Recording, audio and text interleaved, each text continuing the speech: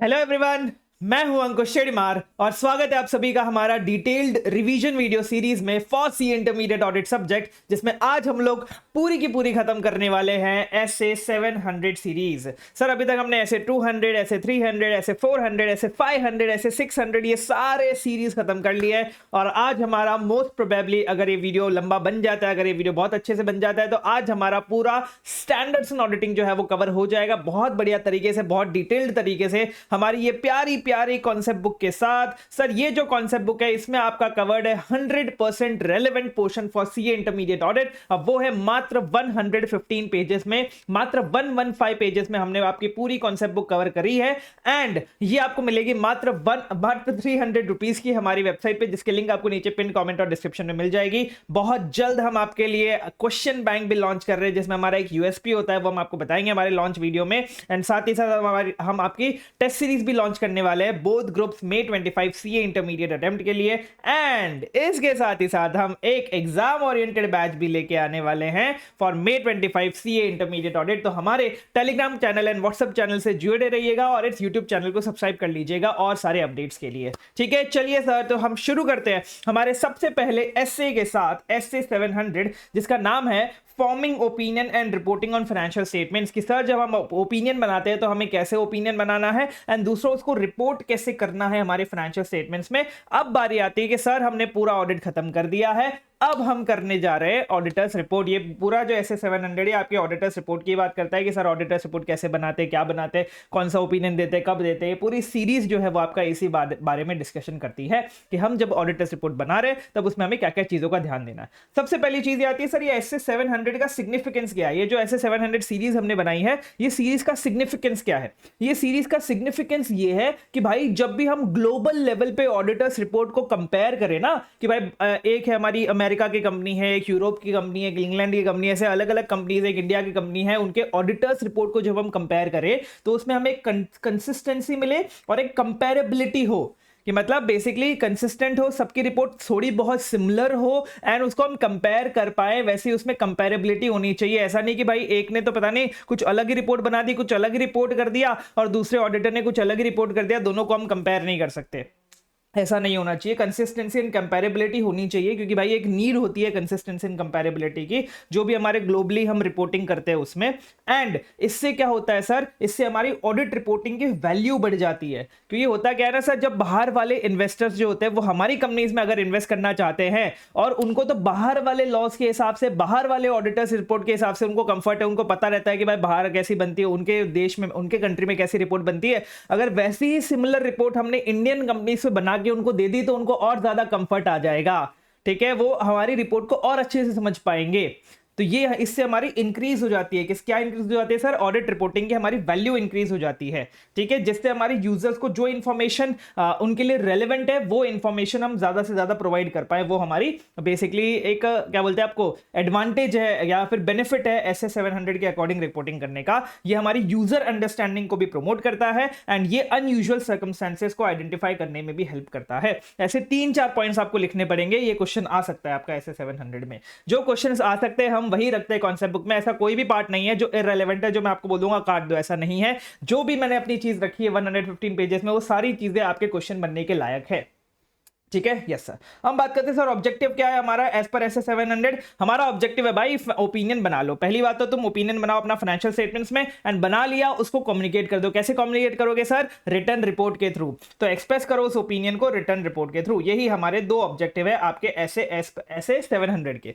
अब ये जो पूरा ये वाला पॉइंट, ये वाला पॉइंट और ये वाला पॉइंट आपको एक क्वेश्चन में आएगा कि भाई ऑडिटर को ना फाइनेंशियल स्टेटमेंट्स में चेक करना है कि भाई financial statements are free from material misstatements. तो ये जब वो ओपिनियन फॉर्म कर रहा है तब उसको क्या क्या चीजों का ध्यान देना है, तब आपको ये चीज लिखनी है, ऑब्जेक्टिव लिखना है, ओपिनियन लिखना है एंड फिर इवैल्यूएशंस लिखना है। सबसे सेकंड पॉइंट हम डिस्कस करते हैं, इसमें क्या बोल रहा है कि जब आप ओपिनियन फॉर्म करने वाले होगे ना, तब आपको ऑब्टेन करना पड़ता है रीजनेबल अश्योरेंस। जो हमने ऐसे 200 में डिस्कस किया था वही चीज यहां पे रिपीट होकर आ रही है कि सर हमें ओपिनियन बनाना है किस बात पे, कि फाइनेंशियल स्टेटमेंट्स क्या प्रिपेयर हुए हैं as per applicable financial reporting framework. क्या as per financial reporting framework आपके फाइनेंशियल स्टेटमेंट्स प्रिपेयर हुए या फिर नहीं हुए। एंड एक और चीज ध्यान देना, इसमें इंपॉर्टेंट चीज है in all material respects.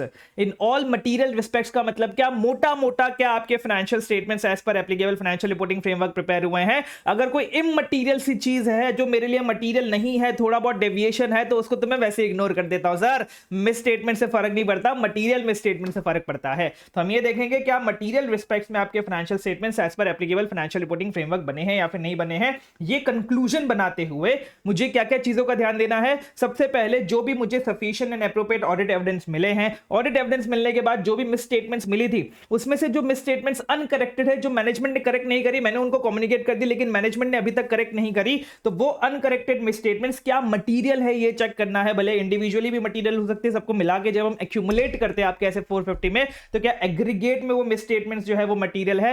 And last में हमारी इवैल्यूएशंस। सर किस बारे में इवैल्यूएशन, सब उसकी बात यहां पे की गई है। सेकंड पॉइंट यहां पे बोला गया इवैल्यूएशंस बाय ऑडिटर। किस बारे में सर इवैल्यूएशन, सबसे पहला कि क्या financial statements as per applicable financial framework के अकॉर्डिंग बने हैं या फिर नहीं बने। एंड दूसरा हमें कंसीडर करना है एंटिटी की अकाउंटिंग प्रैक्टिसेस, एंटिटी के जो अकाउंटिंग प्रैक्टिसेस है जिसके बेसिस पे वो अकाउंटिंग करती है, उसके क्वालिटेटिव एस्पेक्ट्स को कंसीडर करना है। बेसिकली हमें उसकी क्वालिटी देखनी है अकाउंटिंग प्रैक्टिसेस की, जिस हिसाब से वो अकाउंटिंग सिस्टम होता है ना एंटिटी का, उसकी हमें क्वालिटी देखनी है। क्वांटिटी तो हमने सर फाइनेंशियल स्टेटमेंट्स में देख ली, तुमने क्वांटिटी वाइज तो हमने फाइनेंशियल स्टेटमेंट्स में सारे फिगर्स सारे अमाउंट्स देख लिए। अब उसकी क्वालिटी देखेंगे कि कैसे वो लोग अकाउंटिंग सिस्टम मेंटेन करते हैं, उसकी क्वालिटी क्या है। इसमें इंक्लूड होगा आपका मैनेजमेंट का जजमेंट। अब मैनेजमेंट का जजमेंट इंक्लूड होता है हमारे अकाउंटिंग सिस्टम में, ठीक है, जैसे प्रोविजंस हो गया, अकाउंटिंग एस्टिमेट्स हो गया, अकाउंटिंग पॉलिसी कौन सी चूज करनी है, सारे मैनेजमेंट के जजमेंट्स है। हमने अभी तक थोड़े बहुत जजमेंट डिस्कस भी किए। अब ये जब मैनेजमेंट जजमेंट्स बना रही है तो उसमें पॉसिबल बायस हो सकता है, मैनेजमेंट का खुद का बायस हो सकता है कि सपोज मैनेजमेंट को चाहिए कि भाई इस साल मेरा प्रॉफिट कम दिखे, कुछ भी रीजन की वजह से मैनेजमेंट आज सोच रही कि मेरा प्रॉफिट इस साल कम दिखना चाहिए, तो प्रोविजन ज्यादा बना देगी। मैनेजमेंट का जजमेंट है ना प्रोविजन में, तो अपने खुद के बायस के हिसाब से वो मैनेजमेंट का जजमेंट बना देगी। तो ये जो बायस है इसके क्या इंडिकेटर्स है, मतलब ऐसे कौन से इंडिकेटर्स है जिसको देख के हमें ऐसा लग सकता है कि हाँ भाई मैनेजमेंट ने यहां पे बायस किया है। बायस मतलब क्या, यहां पे मैनेजमेंट ने इम्पार्शियलिटी कर ली है, ठीक है, मैनेजमेंट ने धोखा दिया है, मैनेजमेंट ने एक वो जो होता है ना बेसिकली इम्पार्शियलिटी कर रही है, ठीक है। वो इंडिकेटर्स क्या होते हैं वो भी हमें कंसिडर करने पड़ेंगे, ये क्वालिटेटिव एस्पेक्ट्स को ध्यान रखते टाइम। अब ये क्वालिटेटिव एस्पेक्ट्स का आपका अलग से क्वेश्चन आएगा कि भाई जब हम इवैल्यूएट कर रहे हैं qualitative aspects of entities accounting practices, तब हमें इसमें क्या क्या चीजें देखनी है। तो आपको फिर ये 4 पॉइंट लिखने पड़ेंगे, ये 4 पॉइंट लिखने पड़ेंगे और आपको 5 मार्क मिल जाएंगे। क्या 4 पॉइंट है सर? सबसे पहले मुझे ये बताना है कि भाई सबसे पहली चीज, मैनेजमेंट बहुत सारे जजमेंट्स बनाता है in financial statements about amounts या फिर डिस्क्लोजर्स के बारे में, बहुत सारे मैनेजमेंट जजमेंट्स बनाता है। अब ये जो जजमेंट्स होते हैं, ये मतलब ये जो क्वालिटेटिव एस्पेक्ट्स का डिस्कशन होता है, ये हमारे ऐसे 260 में होता है। 260 कौन सा था सर? Communication with TCWG. तो कम्युनिकेशन विद टीसीडब्ल्यूजी में हम ये qualitative aspects of entities accounting practices का भी डिस्कशन करते ही हमने सेकंड पॉइंट लिख दिया। तीसरा पॉइंट हम ये लिखेंगे, जब हम कंसीडर कर रहे हैं qualitative aspects of entities accounting practices, तब हमें ऑडिटर एज एन ऑडिटर हमें पता चल सकता है, क्या पता चल सकता है कि भाई पॉसिबल बायस है मैनेजमेंट के जजमेंट्स में, कि मैनेजमेंट ने ये जो भी जजमेंट्स किए हैं उसमें पॉसिबल बायस है, ऐसा हमें पता लग सकता है। ऑडिटर में बिकम अवेयर, ऐसा हमें पता लग सकता है। और क्योंकि हमें ये पता लग गया कि यहाँ पे पॉसिबल बायस है। एंड दूसरा मुझे ये पता चला कि यार मैनेजमेंट ना न्यूट्रल नहीं है। न्यूट्रल का मतलब क्या होता है? अनबायस्ड। वही सेम चीज इन्होंने घुमा फिरा के बोलते हैं कि मैनेजमेंट न्यूट्रल नहीं है। न्यूट्रल नहीं है मतलब क्या? लैक ऑफ न्यूट्रलिटी है। सर देखा इसमें ना एक होता है जड़ से समझना किसी भी चीज को, एक होता है ऊपर ऊपर से समझना। अब लैक ऑफ न्यूट्रलिटी का मतलब क्या हो गया सर? कि मैनेजमेंट न्यूट्रल नहीं है। तो मैनेजमेंट को, ऑडिटर को ये कंक्लूड किया, ऑडिटर ने ये कंक्लूड किया कि भाई लैक ऑफ न्यूट्रलिटी है। एंड दूसरा आपके जो अनकरेक्टेड मिस स्टेटमेंट्स उनके इफेक्ट है। लैक ऑफ न्यूट्रलिटी मतलब मैनेजमेंट न्यूट्रल नहीं है, एंड आपके अनकरेक्टेड मिस स्टेटमेंट्स के जो इफेक्ट है, अगर हम इन दोनों को मिला दे तो फिर ऐसा लगता है कि फाइनेंशियल स्टेटमेंट्स में मटीरियल मिस स्टेटमेंट्स है। मतलब आपके मिस स्टेटमेंट्स अनकरेक्टेड है, उसके जो इफेक्ट है, प्लस आपकी जो लैक ऑफ न्यूट्रलिटी है। लैक ऑफ न्यूट्रलिटी मतलब क्या? मैनेजमेंट न्यूट्रल नहीं है, मैनेजमेंट अपने हिसाब से बायसनेस के साथ अपने मैनेजमेंट के जजमेंट्स बनाता है। इन दोनों चीजों को अगर हम कंबाइन कर देंगे तो फिर फाइनेंशियल स्टेटमेंट्स में मटीरियल मिस स्टेटमेंट्स हो सकते हैं। ठीक है, ये पॉइंट हमें लिखना है। ठीक है, अब ऐसे कौन से इंडिकेटर्स है लैक ऑफ न्यूट्रलिटी के लिए कि भाई कब कैसे कौन सी ऐसी सिचुएशन है जहां पे हमें लग सकता है कि भाई मैनेजमेंट न्यूट्रल नहीं है, या फिर कौन सी ऐसी सिचुएशन है जहां पे मुझे लग सकता है कि भाई यहां पे पॉसिबल बायस है मैनेजमेंट का। अब ऐसी दो सिचुएशन दी है। सबसे पहली ऐसी सिचुएशन कि हम जब मिस स्टेटमेंट्स बताते हैं ना मैनेजमेंट को, देखो भाई मैनेजमेंट ये मिस स्टेटमेंट है, ये वाली मिस स्टेटमेंट है, तो मैनेजमेंट है ना कुछ कुछ मिस स्टेटमेंट्स को सिलेक्ट करके उनको करेक्ट करती है, बाकी मिस स्टेटमेंट्स को सिलेक्ट करके करेक्ट नहीं करती। जैसे एग्जांपल के तौर पे क्या बोला गया है कि अगर मैंने उनको मिस स्टेटमेंट बनाई, जिसका मिस स्टेटमेंट बताई जिसका इफेक्ट होता है कि अर्निंग्स इंक्रीज हो रही है हमारी, उस मिस स्टेटमेंट्स को करेक्ट करने से हमारी अर्निंग्स इंक्रीज हो रही है, तो मैनेजमेंट वो वाली मिस स्टेटमेंट्स तो करेक्ट कर रही है, लेकिन जिस मिस स्टेटमेंट को करेक्ट करने से हमारी अर्निंग्स डिक्रीज हो रही है वो वाली मिस स्टेटमेंट मैनेजमेंट करेक्ट नहीं कर रही, तो बेसिकली सिलेक्टिव करेक्शन कर रही है मिस स्टेटमेंट्स का। तो यहां पे लैक ऑफ न्यूट्रलिटी है, यहां पे तुम बायस्ड हो, ठीक है, यहां पे तुम अनबायस्ड नहीं हो, सबसे पहली चीज। दूसरी चीज कि भाई आपका पॉसिबल मैनेजमेंट बायस है अकाउंटिंग एस्टिमेट्स में। अकाउंटिंग एस्टिमेट्स मैनेजमेंट खुद बनाती है और उसको देख के ऐसा लग रहा है कि वहां पे मैनेजमेंट का बायस है, तो ये हमारे दो indicators of lack of neutrality. और यही सेम पॉइंट नीचे भी कंटिन्यू हो जाएगा आपका ऐसे 540 जो आपके सिलेबस में नहीं है सी इंटरमीडिएट के लिए, गहरी सांस ले लीजिए, चैन की सांस ले लीजिए, क्योंकि बहुत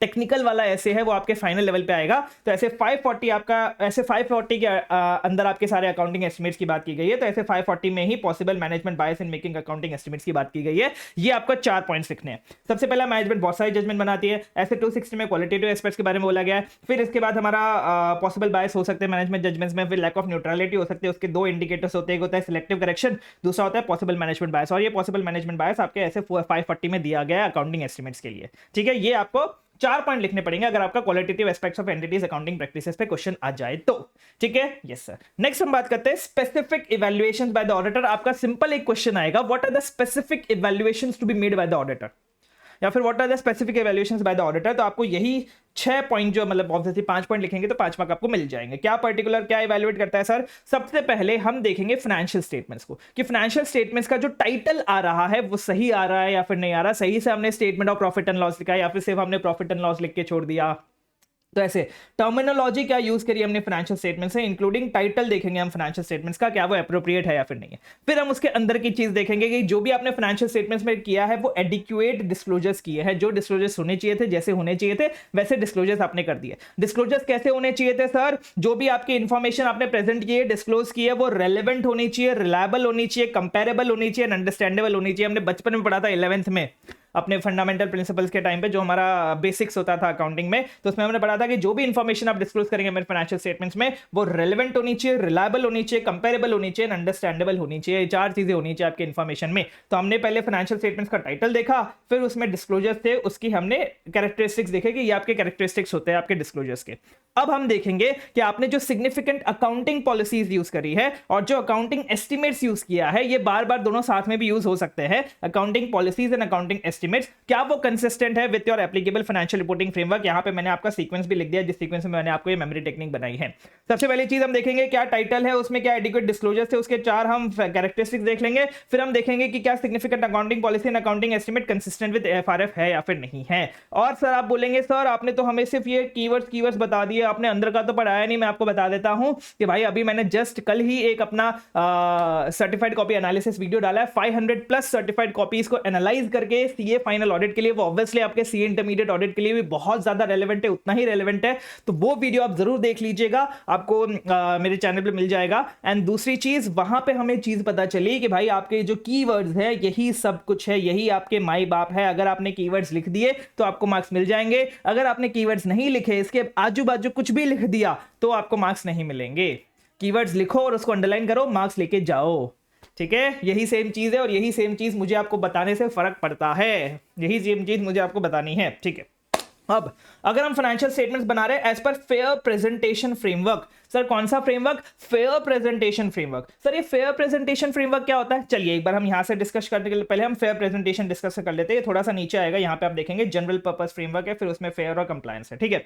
सबसे पहले हम बात करते हैं जनरल पर्पस फ्रेमवर्क। जनरल एक होता है आपका जनरल पर्पस फ्रेमवर्क और एक होता है आपका special purpose framework. General purpose framework मतलब क्या? जब भी अभी तक जितने भी आपने फाइनेंशियल स्टेटमेंट्स देखे हैं, फाइनेंशियल स्टेटमेंट्स बनाए हैं अपने मॉड्यूल में, अपनी बुक्स में, अपने सप्लीमेंट्री कॉपीज में, अपने एग्जामिनेशन शीट्स में, वो सारे के सारे जनरल पर्पस फाइनेंशियल स्टेटमेंट्स हैं।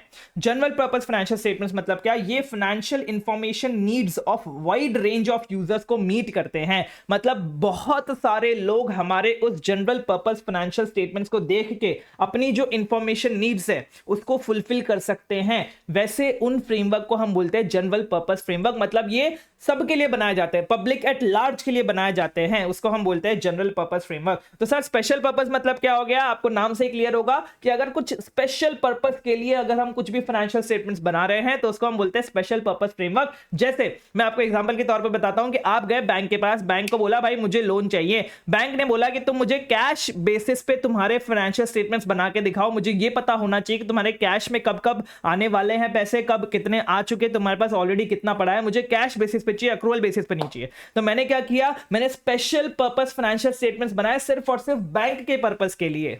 तो उसको मैं बोलता हूं स्पेशल पर्पस फ्रेमवर्क। और जनरल पर्पस क्या सर? कोई भी यूज कर सकता है, पब्लिक एट लार्ज यूज कर सकते हैं। अब ये जनरल पर्पस फ्रेमवर्क में भी आपके दो टाइप के प्रेजेंटेशन फ्रेमवर्क होते हैं। एक होता है फेयर प्रेजेंटेशन फ्रेमवर्क और एक होता है sir compliance framework. Fair presentation, पहले हम कंप्लायंस की बात कर लेते हैं। कंप्लायंस फ्रेमवर्क सिंपल है, वो ये बोलता है कि भाई देखो तुम्हारे जो फ्रेमवर्क में लिखा हुआ है ना, वैसे तुमको फाइनेंशियल स्टेटमेंट्स बनाने हैं, पीरियड। तुम इसमें कोई एडिशन नहीं कर सकते, तुम इसमें कोई डिलीशन नहीं कर सकते। जैसा तुम्हारे फ्रेमवर्क में बोला गया है वैसा तुम्हें बनाना पड़ेगा, मतलब कंप्लाई करना पड़ेगा तुम्हें अपने फ्रेमवर्क से। ठीक है? यस सर, सिंपल सीधी सी बात है। फेयर प्रेजेंटेशन फ्रेमवर्क में आता है भाई झोल झाल। तो फेयर प्रेजेंटेशन फ्रेमवर्क क्या बोलता है कि भाई आपको बनाना तो एज पर एफआरएफ ही है, जो आपका फाइनेंशियल रिपोर्टिंग फ्रेमवर्क है उसके अकॉर्डिंग ही आपको अपने फाइनेंशियल स्टेटमेंट्स बनाने हैं।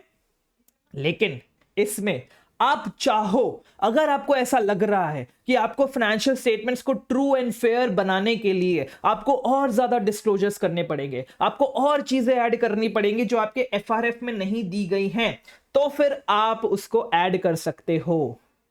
ठीक है? मतलब एडिशनल चीजें ऐड करनी है तो आप ऐड कर सकते हो।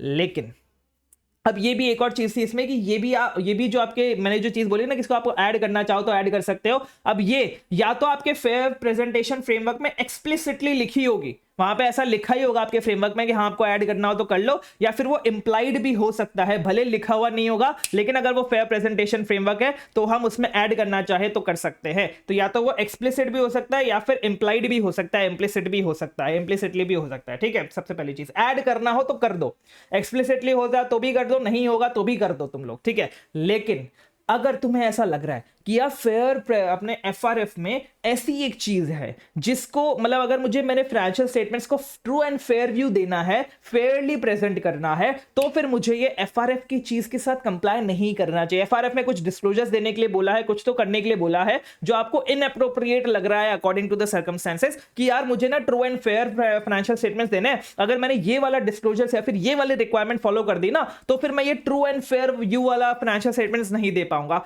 तो आप इन दीज रेयर सर्कमस्टेंसेस आप उस रिक्वायरमेंट से कंप्लाई नहीं करोगे तो भी चलेगा। आप अपने फाइनेंशियल रिपोर्टिंग फ्रेमवर्क को डेविएट करोगे, उससे कंप्लाई नहीं करोगे तो भी चलेगा। लेकिन ये जो पर्टिकुलर चीज है ये एक्सप्लिसिटली आपके फेयर प्रेजेंटेशन में लिखी होनी चाहिए। मतलब फेयर प्रेजेंटेशन में ऐसा लिखा होना चाहिए कि अगर आप डेविएट करोगे इन पर्टिकुलर सर्कमस्टेंसेस तो भी चलेगा। ये इंप्लिसिटली हम मान नहीं सकते। अगर वहां पे नहीं लिखा है फेयर प्रेजेंटेशन फ्रेमवर्क में, ऐसा कुछ भी नहीं लिखा है, तो फिर आप नहीं डेविएट कर सकते, फिर तो आपको कंप्लाई करना ही पड़ेगा। ठीक है? यहां पे लिखा होगा नहीं लिखा होगा फर्क नहीं पड़ता, आप ऐड करना चाहो कर लो, लेकिन यहां पे तो लिखा होना चाहिए कि अगर आपको ऐड नहीं करना तो आप मत करो, फिर आप नहीं कर सकते। अगर इंप्लाइडली अगर नहीं लिखा है तो फिर तो आपको डेविएट नहीं कर सकते आप लोग। ठीक है? और कंप्लायंस में क्या होता है सर? वही सेम चीज जो मैंने आपको बताई, ना ऐड कर सकते हो ना कुछ डिलीट कर सकते हो, जैसा है वैसा का वैसा आपको कंप्लाई करना पड़ेगा आपके प्रेजेंटेशन फ्रेमवर्क से। ठीक है? मतलब आपके फाइनेंशियल रिपोर्टिंग फ्रेमवर्क से वही सेम चीज यहां पे बोला गया है। ठीक है? अब हम बात करते हैं सर हम क्या डिस्कशन कर रहे थे। हम ये डिस्कशन कर रहे थे कि जब हम फाइनेंशियल स्टेटमेंट्स बनाते हैं एज पर फेयर प्रेजेंटेशन फ्रेमवर्क, तो जब इवैल्यूएशन जो करता है ना ऑडिटर कि भाई फाइनेंशियल स्टेटमेंट्स अचीव कर रहे हैं क्या फेयर प्रेजेंटेशन को, तो उसमें हमें दो चीजें कंसिडर करनी पड़ती है। सबसे पहला कि भाई उसका ओवरऑल प्रेजेंटेशन कैसा है, क्या स्ट्रक्चर है, क्या कंटेंट है आपके फाइनेंशियल स्टेटमेंट्स का, एंड दूसरा क्या आपका फाइनेंशियल स्टेटमेंट्स जो उसके अंडरलाइन ट्रांजैक्शंस एंड इवेंट्स है। सर क्या बोल रहे हो? Underline transaction events. अंडरलाइन मतलब क्या होता है कि आपके फाइनेंशियल स्टेटमेंट्स है उसके नीचे उसके बेसिकली बेसिस आपके किसी भी फाइनेंशियल स्टेटमेंट्स का बेसिस क्या होता है सर? Transactions and events. पहले जनरल एंट्रीज पास होती है। जनरल एंट्रीज किस बेसिस पे पास होती है? ट्रांजैक्शंस एंड इवेंट्स के बेसिस पे पास होती है। तो बेसिकली आपके पूरे पीरियड के जितने भी ट्रांजैक्शन एंड इवेंट्स है उसी को मिला के आपका फाइनेंशियल स्टेटमेंट्स बनता है। तो ये यही बोल रहे हैं कि आपके जो फाइनेंशियल स्टेटमेंट्स है वो रिप्रेजेंट करते हैं आपके ट्रांजैक्शन एंड इवेंट्स को, जिससे कि हमारा फाइनेंशियल स्टेटमेंट्स फेयर प्रेजेंटेशन बन सके। ठीक है, मतलब बेसिकली आपके फाइनेंशियल स्टेटमेंट सही से रिप्रेजेंट कर रहे हैं आपके ट्रांजैक्शंस एंड इवेंट्स को। ये दो चीज हम लोग चेक करेंगे जब हम फेयर प्रेजेंटेशन के बारे में इवैल्यूएशंस कर रहे हैं। तो ठीक है, यस सर। नेक्स्ट हम लोग डिस्कशन करते हैं। अब आता है आपका थोड़ा सा इंपॉर्टेंट और topic, that is your basic elements of auditors report. के सर हम ऑडिट रिपोर्ट बनाना चाह रहे हैं, अब इसमें हम क्या क्या चीजें इंक्लूड करेंगे, वो बेसिक एलिमेंट्स की यहां पे हम बात करते हैं। सबसे पहले आ जाएगा सर आपका टाइटल। टाइटल आ जाएगा एक बड़ा सा लिखा होगा, जैसे यहां पे टाइटल आ गया ना, वैसे एक टाइटल आ जाएगा जिसमें लिखा होगा सर रिपोर्ट, ऑडिटर्स रिपोर्ट, मतलब independent auditors report. Basically indicate करना चाहिए कि भाई ये इंडिपेंडेंट ऑडिटर की रिपोर्ट है, मैं इंडिपेंडेंट ऑडिटर हूं भाई, मैं कोई मामूली सा ऑडिटर नहीं हूं, मैं इंडिपेंडेंट हूं एंटिटी से। ठीक है, ऐसे इंडिपेंडेंट ऑडिटर्स रिपोर्ट, ऐसा आपका टाइटल आ जाएगा। नेक्स्ट बोलते हैं सर एड्रेसी। एड्रेसी का मतलब क्या होता है? किसको हम ये रिपोर्ट दे रहे हैं, किसको हम ये रिपोर्ट सबमिट कर रहे हैं। तो अगर ये हमारे सर्कमस्टेंसेस के बेसिस पे होता है, जो भी हमारा एंगेजमेंट है उसके सर्कमस्टेंसेस के बेसिस पे होता है। एग्जांपल के तौर पे यहाँ पे बताया गया है कि अगर जनरल पर्पस फाइनेंशियल स्टेटमेंट्स है तो वो यूजुअली हम मेंबर्स को एड्रेस करते हैं। मेंबर्स मतलब कौन सा? Share holders of the company, क्योंकि उन्होंने मुझे अपॉइंट किया, उनको मुझे रिपोर्ट देनी पड़ती है, इसलिए मैं उनको एड्रेस करता हूं कि to the members of Ankush Shidmar classes, ऐसे करके जो भी मेंबर्स है वैसे करके। या फिर अगर वो स्पेशल पर्पस फ्रेमवर्क है तो जिसने मुझे बोला गया बनाने के लिए, जैसे बीओडी ने बोला होगा, बोर्ड ऑफ डायरेक्टर्स ने बोला होगा कि स्पेशल पर्पस फ्रेमवर्क बना दीजिए, फाइनेंशियल स्टेटमेंट्स बना दीजिए, तो मैं बीओडी को रेफर कर दूंगा, बीओडी को एड्रेस कर दूंगा। ठीक है, यस सर। नेक्स्ट आता है आपका ऑडिटर्स ओपिनियन। कि सर अब हम सबसे पहले बताएंगे हमारा ओपिनियन। क्या ओपिनियन सर? ये फर्स्ट सेक्शन होता है हमारी रिपोर्ट का, मतलब जैसे ही हमने टाइटल लिखा, फिर हमने टाइटल लिखा, फिर हमने अपना एड्रेस लिख दिया और फिर हम अपना ओपिनियन लिखेंगे। ये फर्स्ट सेक्शन होता है हमारी रिपोर्ट का, जिसमें आपकी हेडिंग क्या आएगी सर? हर एक सेक्शन की एक पर्टिकुलर हेडिंग होती है। तो इस सेक्शन की क्या हेडिंग है? ओपिनियन। सिर्फ एक अपने ओपिनियन ऐसे लिख देंगे, ओपिनियन। अब इसको हम हैंडरिटन नोट से डिस्कस करते हैं कि ओपिनियन सेक्शन में क्या आएगा। अब आप मुझे एक बात बताइए कि ये है आपका पूरा फाइनेंशियल स्टेटमेंट, ठीक है, बैलेंस शीट की बात हो रही है। यहाँ पे आप सबसे पहले एंटिटी का नाम लिखते हैं, राइट? कि यहाँ पे चलो, यहाँ पे तो ऑडिट 95 तो हमारा पुराना हो गया, अब हम यहाँ पे लिखेंगे ACCN company, that is Ankush Shidmar classes and company. ठीक है, ये आपने कंपनी का नाम लिख दिया। फिर आप क्या लिखेंगे? ऑडिटेड बैलेंस शीट, कि भाई ये बैलेंस शीट है और ये ऑडिटेड है। ठीक है, फिर हम लिखेंगे एज एट कॉन्सिडेट की बैलेंस शीट है। फिर हम ये पूरी बैलेंस शीट बना देंगे। फिर इसके नीचे हम क्या ऐड करेंगे? Notes to accounts. तो ये जो 5 चीजें हमने यहाँ पे लिखी, वही 5 चीजें आपके ओपिनियन सेक्शन में आती है कि सबसे पहले कौन सी एंटिटी का आपने फाइनेंशियल स्टेटमेंट्स ऑडिट किया, उसका नाम बताओ। दूसरा आप ये बताओ कि फाइनेंशियल स्टेटमेंट्स आपने ऑडिट किया है। तीसरा आप ये बताओ कौन सा टाइटल है फाइनेंशियल स्टेटमेंट्स का, क्या क्या टाइटल है आपके फाइनेंशियल स्टेटमेंट्स, जैसे यहाँ पे बैलेंस शीट है। चौथा आप बताओ कि भाई कौन से पीरियड, कौन से डेट या फिर कौन से पीरियड के आपके फाइनेंशियल स्टेटमेंट्स है। लास्ट में बताओ, रेफर कर दो अपने नोट्स टू अकाउंट्स को, जो भी नोट्स टू अकाउंट्स है उनको आप रेफर कर दीजिए, वही सेम चीज। तो ये 5 चीज आपको अपने ओपिनियन सेक्शन में बतानी है। ठीक है, यस सर। अब जब हम अनमॉडिफाइड ओपिनियन दे रहे हैं, सर ये अनमॉडिफाइड ओपिनियन क्या होता है, ये हम ऐसे 705 में डिस्कस करेंगे, इसके बाद वाला ऐसे आएगा हमारा। तो बेसिकली अनमॉडिफाइड ओपिनियन जब हमें सब कुछ सही लगता है, हमें लगता है कि भाई फाइनेंशियल स्टेटमेंट्स में सब कुछ सही है, सब कुछ परफेक्ट है, सब कुछ जैसा होना चाहिए वैसा है, कोई मटेरियल में स्टेटमेंट नहीं है, मुझे कुछ भी बताने की जरूरत नहीं है, तब हम इश्यू करते हैं आपका unmodified opinion, that is your clean opinion. ठीक है, हाँ भाई सब कुछ चंगा सी है, जब हम बताना होता है तब हम अनमॉडिफाइड ओपिनियन इशू करते हैं। तो जब हम अनमॉडिफाइड ओपिनियन इशू कर रहे हैं तो हमें ये दोनों में से कोई भी एक फ्रेज यूज करना है, कोई भी एक सेंटेंस यूज करना होता है। सबसे पहला होता है कि भाई हमारे ओपिनियन में जो अकंपनिंग फाइनेंशियल स्टेटमेंट्स है, मतलब जो साथ वाले फाइनेंशियल स्टेटमेंट्स है, वो प्रेजेंट फेयरली करते हैं इन ऑल मटीरियल रिस्पेक्ट्स। कौन से रिस्पेक्ट्स? इन ऑल मटीरियल, ये लिखना इंपॉर्टेंट है, in all material respects in accordance with AFRF, मतलब AFRF के अकॉर्डिंग वो प्रेजेंट फेयरली है, वो फेयरली प्रेजेंट करते हैं। ठीक है, सबसे पहली चीज। दूसरी, ये बीच में डैश डैश आ गया, इसमें जो भी लाइन ऐड करनी आप कर सकते हैं बेस्ड ऑन द सिचुएशन। दूसरा, या तो फिर आप ये वाला वर्ड यूज करो कि इन आवर ओपिनियन, हमारे जो फाइनेंशियल स्टेटमेंट्स है वो ट्रू एंड फेयर व्यू देते हैं इन अकॉर्डेंस विद AFRF। या तो आप प्रेजेंट फेयरली इन ऑल मटेरियल रिस्पेक्ट्स यूज कर लो, या फिर give a true and fair view of, ये यूज कर लो। दोनों में से आप कोई भी यूज कर सकते हो, लेकिन एक बात ध्यान रखना, जब भी आप अनमॉडिफाइड ओपिनियन दे रहे हो तब आप 2 फ्रेजेस यूज नहीं कर सकते, ना ही आप विथ फॉरगोइंग एक्सप्लेनेशन ऐसा कुछ यूज कर सकते हो, मतलब ऐसा कुछ वर्ड आप यूज नहीं कर सकते इन पर्टिकुलर आपके ओपिनियन में, या फिर आप सब्जेक्ट टू यूज नहीं कर सकते। सर ये क्या बोल रहे हो सर, समझा नहीं मैं, क्या नहीं समझा सब चीज़। तो मैं आपको बस इतना याद दिला रहा हूँ कि आप बस इतना ये याद कर लो कि आप ये दोनों फ्रेजेस यूज कर सकते हो और आप दो वर्ड यूज नहीं कर सकते, मतलब बेसिकली दो फ्रेज यूज नहीं कर सकते। ना तो आप ये वाला फ्रेज यूज कर सकते हो और ना ही ये वाला फ्रेज यूज कर सकते हो। कब यूज नहीं कर सकते सर? जब हम अनमॉडिफाइड ओपिनियन दे रहे हैं तब हम ये वाले फ्रेजेस यूज नहीं कर सकते हैं, ठीक है? क्योंकि अगर हम ये वाले फ्रेजेस यूज करेंगे तो इससे ऐसा लगता है कि आप मॉडिफिकेशन ऑफ ओपिनियन दे रहे हो, जबकि हम मॉडिफाई तो कर ही नहीं रहे अपना ओपिनियन, ठीक है? Yes sir. अब जैसे ही आपका ओपिनियन सेक्शन आएगा तो आपने ओपिनियन किस बेसिस पे दिया ये आपको बताना पड़ेगा। तो इसके नीचे आ जाएगा आपका बेसिस फॉर ओपिनियन सेक्शन, ये डायरेक्टली फॉलो करता है आपके ओपिनियन सेक्शन को और इसकी हेडिंग आती है बेसिस फॉर ओपिनियन, ठीक है? अब इसमें क्या क्या बताते हैं सर? सबसे पहले हम ये बताते हैं कि भाई हमने sufficient and appropriate audit evidence ले लिया है। ये sufficient and appropriate audit evidence लेना ऑडिटर की रिस्पांसिबिलिटी थी और ऑडिटर की एक और रिस्पांसिबिलिटी थी कि हमारा ऑडिट जो है एज पर एसएस हो, as per standards in auditing हो। और हमारी एक और रिस्पांसिबिलिटी थी कि ऑडिटर जो है वो इंडिपेंडेंट रहे एंटिटी का। तो ये चार चीजें हमारे अपने बेसिस ऑफ ओपिनियन सेक्शन में बता देनी है। नेक्स्ट हम लिखेंगे गोइंग कंसर्न के बारे में। एज पर एसए 570 जो रिपोर्टिंग करनी है वो रिपोर्टिंग कर देंगे। की ऑडिट मैटर्स ऐसे एज पर एसए 701 जो हमें रिपोर्टिंग करनी है वो हम रिपोर्टिंग कर देंगे, जो हम नेक्स्ट डिस्कशन करेंगे क्या रिपोर्टिंग करनी पड़ती है। अदर इंफॉर्मेशन जो आपका एज पर एसए 720 है, जो आपके लिए सीए इंटरमीडिएट पे नॉट एप्लीकेबल है, सीए फाइनल पे एप्लीकेबल है, तो उसके अकॉर्डिंग जो रिपोर्टिंग करनी होगी वो रिपोर्टिंग कर देंगे। एंड फिर उसके बाद आएगा responsibilities for financial statements. Sir किसकी रिस्पॉन्सिबिलिटी होती है फाइनेंशियल स्टेटमेंट्स की? ऑडिटर की। क्या बोल रहे हो? ऑडिटर की रिस्पॉन्सिबिलिटी फाइनेंशियल स्टेटमेंट्स को ऑडिट करने की होती है, फाइनेंशियल स्टेटमेंट्स को बनाने की रिस्पॉन्सिबिलिटी होती है मैनेजमेंट की। तो इसका नाम क्या हो जाएगा? Responsibility of management for financial statements. ये आपके पूरे सेक्शन का नाम हो जाएगा। इसमें क्या क्या चीजें इंक्लूड होगी सर? सबसे पहले हम ये बताएंगे कि भाई फाइनेंशियल स्टेटमेंट्स को एज पर एएफआरएफ बनाना मैनेजमेंट की रिस्पॉन्सिबिलिटी है। इंटरनल कंट्रोल को जो नेसेसरी है कि financial statements free from material misstatement बने, वो ऐसा वैसा इंटरनल कंट्रोल बनाना भी मैनेजमेंट की रिस्पॉन्सिबिलिटी है। ये दोनों चीजें हमने कहां डिस्कस करी थी सर? ये दोनों चीजें हमने डिस्कस करी थी ऐसे 210 में कि भाई आपके फाइनेंशियल स्टेटमेंट्स एज पर एएफआरएफ बने और इंटरनल कंट्रोल मैनेजमेंट को बनाना पड़ेगा जिससे आपके फाइनेंशियल स्टेटमेंट्स में कोई भी मटेरियल मिसस्टेटमेंट्स ना आए। सबसे पहली चीज ये उनकी रिस्पॉन्सिबिलिटी है।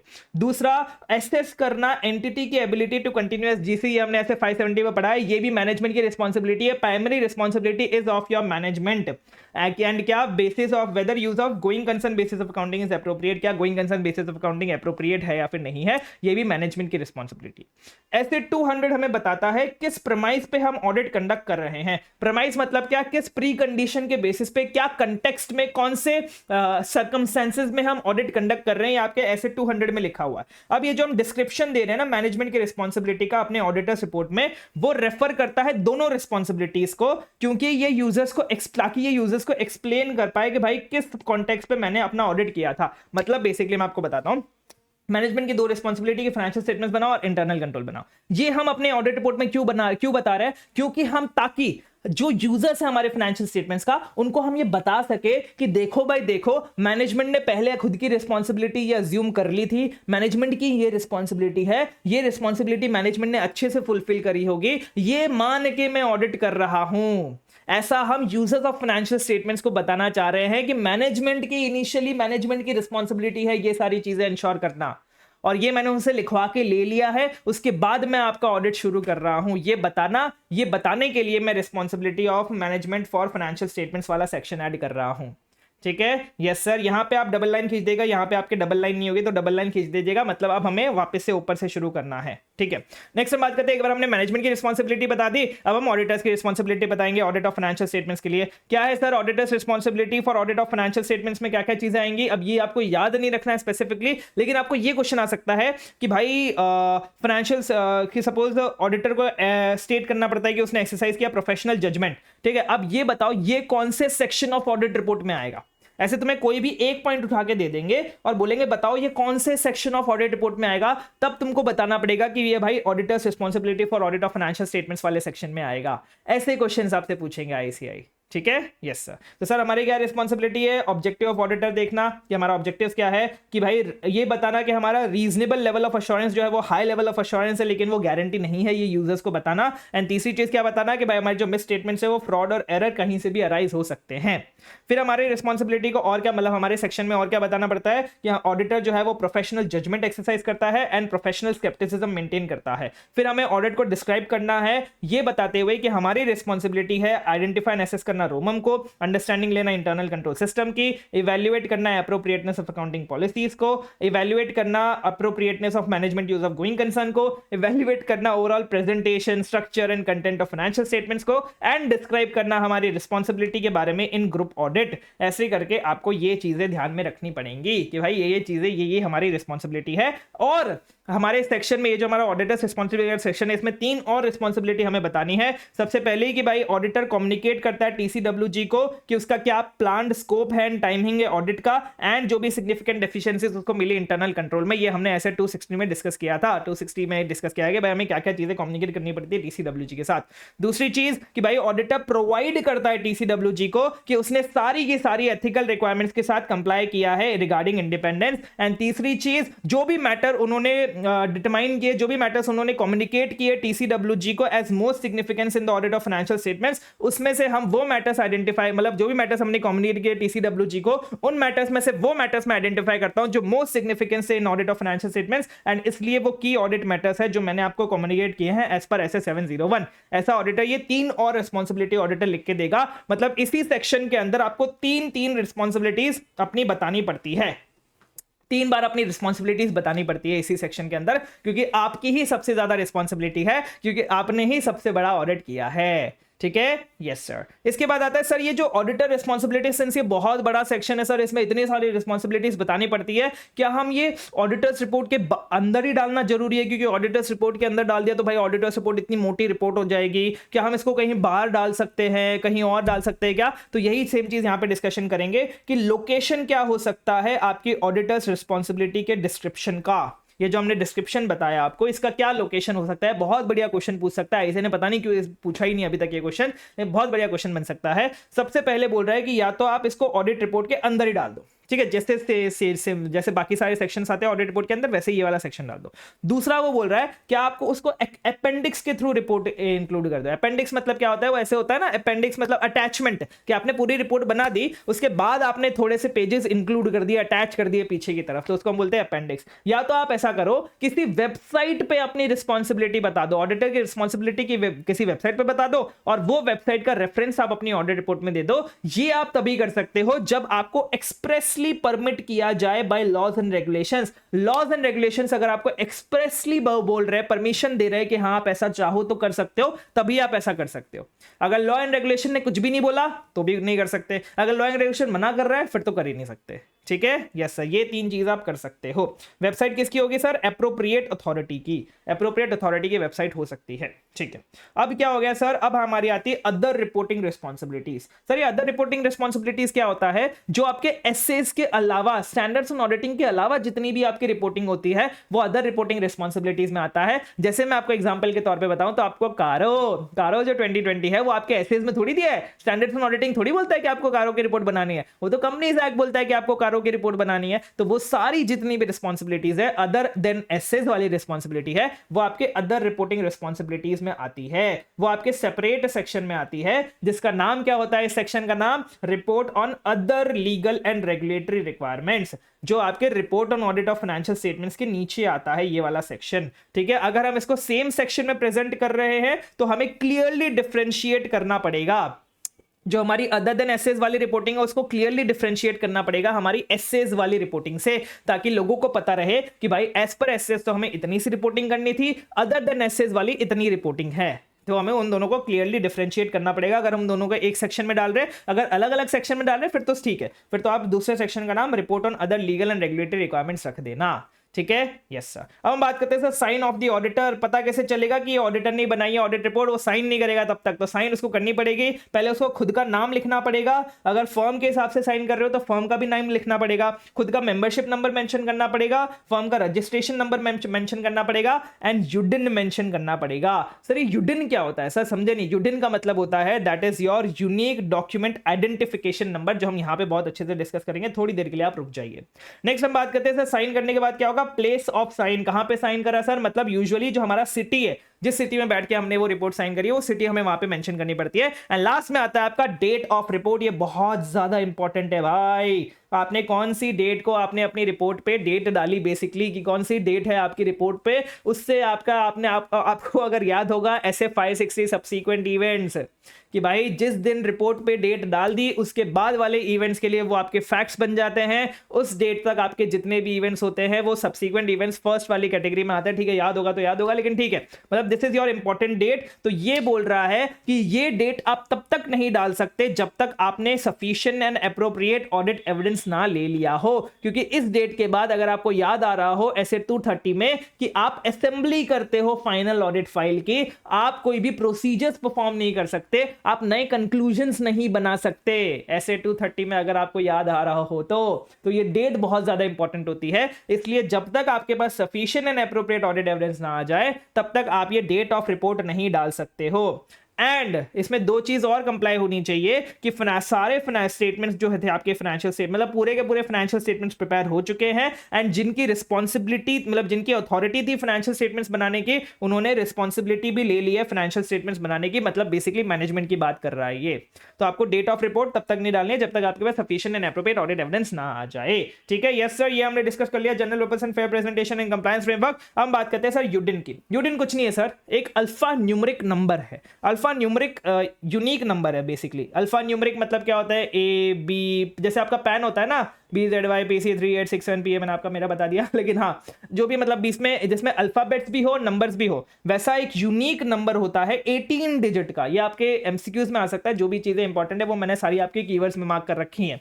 तो ये एक सिस्टम जनरेटेड नंबर होता है, आप खुद से ऐड नहीं करते, सिस्टम खुद जनरेट करके देता है आपको 18 डिजिट का alpha numeric unique number. Sir इसकी क्या जरूरत होती है, हम ऑडिट रिपोर्ट में क्यों मेंशन करते हैं सर? तो हुआ क्या ना सर कि अगर जब तक ये नंबर नहीं था ना तब तक क्या होता था कि मैंने किसी की भी ऑडिट रिपोर्ट प्रिंट करी या फिर मैंने किसी की भी ऑडिट रिपोर्ट बनाई, मैं सीए नहीं हूं, मैंने किसी की भी ऑडिट रिपोर्ट बनाई, मैंने किसी और सीए की साइन वहां पे चिपका दी, किसी और सीए का नाम लिख दिया और मार्केट में फैला दी, देखो भाई ये फाइनेंशियल स्टेटमेंट्स ऑडिटेड है, ऑडिटेड है, ऑडिटेड है। अब जिसके पास भी वो फाइनेंशियल स्टेटमेंट्स आएंगे उसको कैसे पता चलेगा कि यही वाले सीए ने इसकी साइन करी थी, यही वाले सीए ने इसकी रिपोर्ट बनाई है?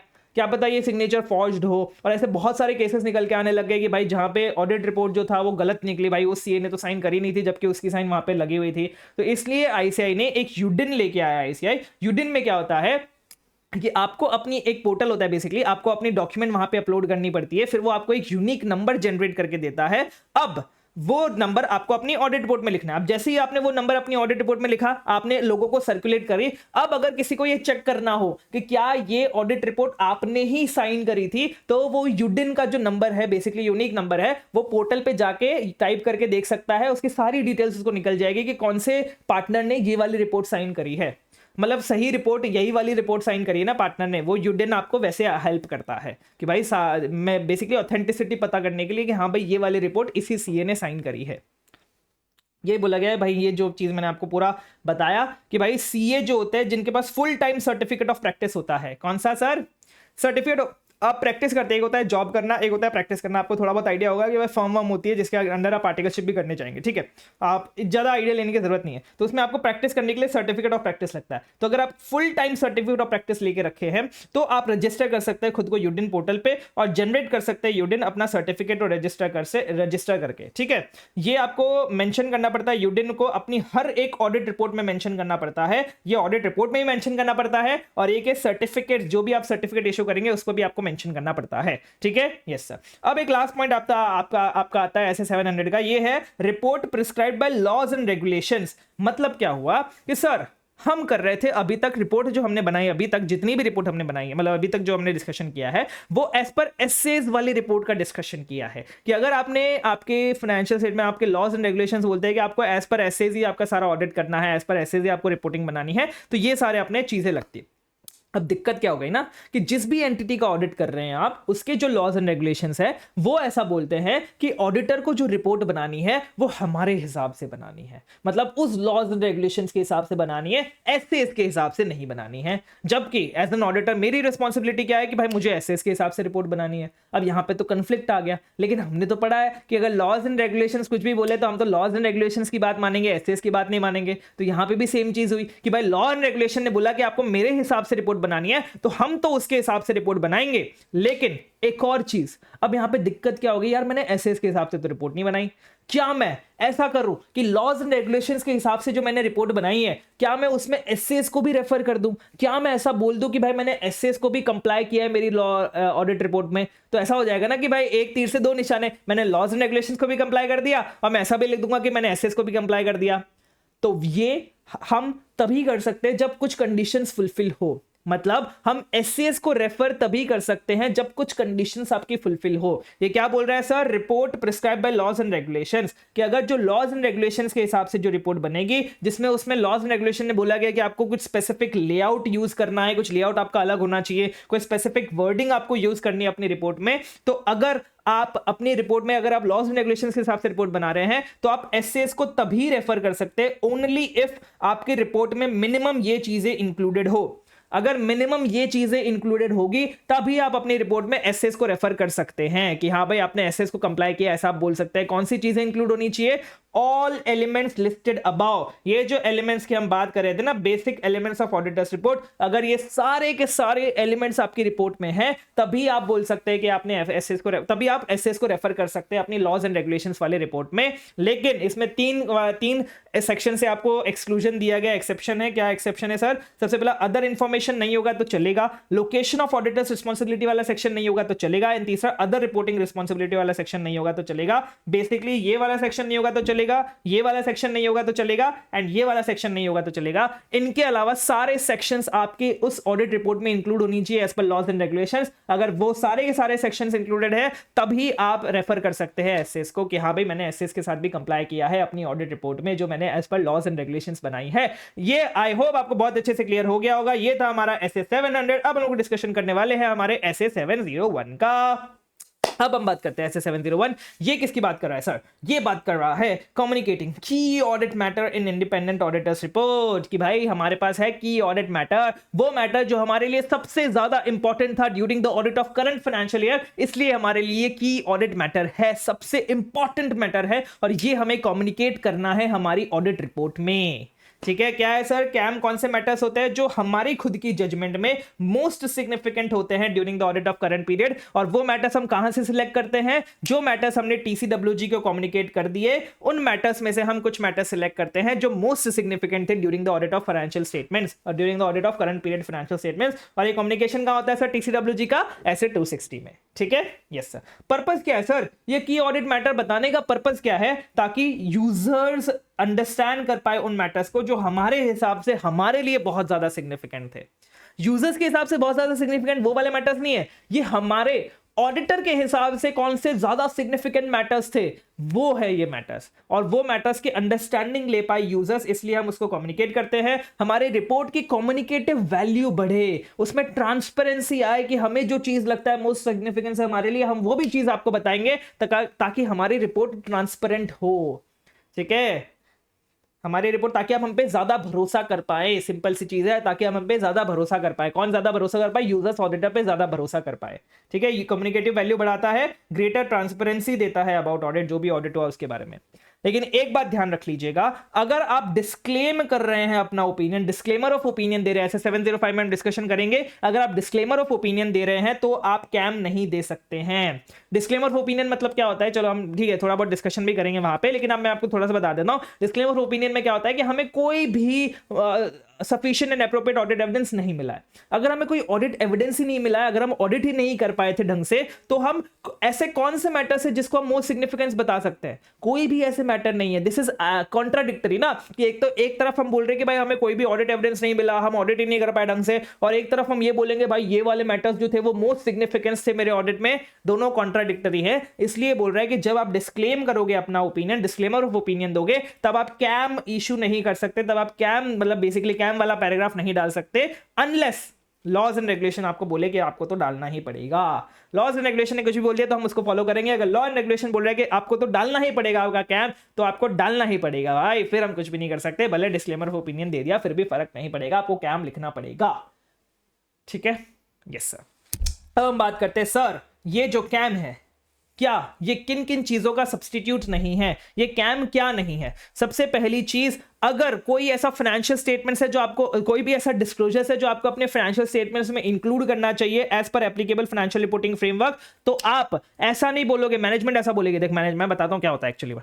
मैनेजमेंट बोलेगी यार ये जो गोइंग कंसर्न वाला तुम्हारा मैटर है ना, ये वाला, ये जो गोइंग कंसर्न वाला मैटर है, मैं क्या करती हूँ, मैं फाइनेंशियल स्टेटमेंट्स में डिस्क्लोज नहीं करती हूँ, ठीक है, मैं फाइनेंशियल स्टेटमेंट्स में ये सब चीजें डिस्क्लोज नहीं करूंगी। गोइंग कंसर्न ठीक है, चलो नीचे तो गोइंग कंसर्न आ भी रहा है, दोनों में इंक्लूड कर सकते हैं अपन, ठीक है, लेकिन दूसरा कोई एग्जांपल ले लेते हैं कि भाई तुम्हारे जो फाइनेंशियल स्टेटमेंट्स में कुछ भी चेंजेस हो गए, ठीक है, मैं ये डिस्क्लोज नहीं करती हूँ, तू अपने कैम में इसको डिस्क्लोज कर ले। मैनेजमेंट जो है वो ऑडिटर को बोल रही है कि तू ऑडिट रिपोर्ट में, की ऑडिट मैटर में इसको डिस्क्लोज कर दे, मैं अपने फाइनेंशियल स्टेटमेंट्स में डिस्क्लोजर नहीं दूंगी। तो ये गलत है। जो फाइनेंशियल स्टेटमेंट्स में डिस्क्लोजर देने की जरूरत है as per applicable financial reporting framework, उसका सब्स्टिट्यूट कैम नहीं है। आप ऐसा नहीं बोल सकते कि वो मैं डिस्क्लोजर नहीं दूंगी, कैम दे देती हूं, ऐसा नहीं कर सकते। दूसरा, जो रिपोर्टिंग करनी है as per S 570, that is your going concern, वो रिपोर्टिंग आपको करनी ही पड़ेगी, उसके बदले आप कैम नहीं दे सकते हो।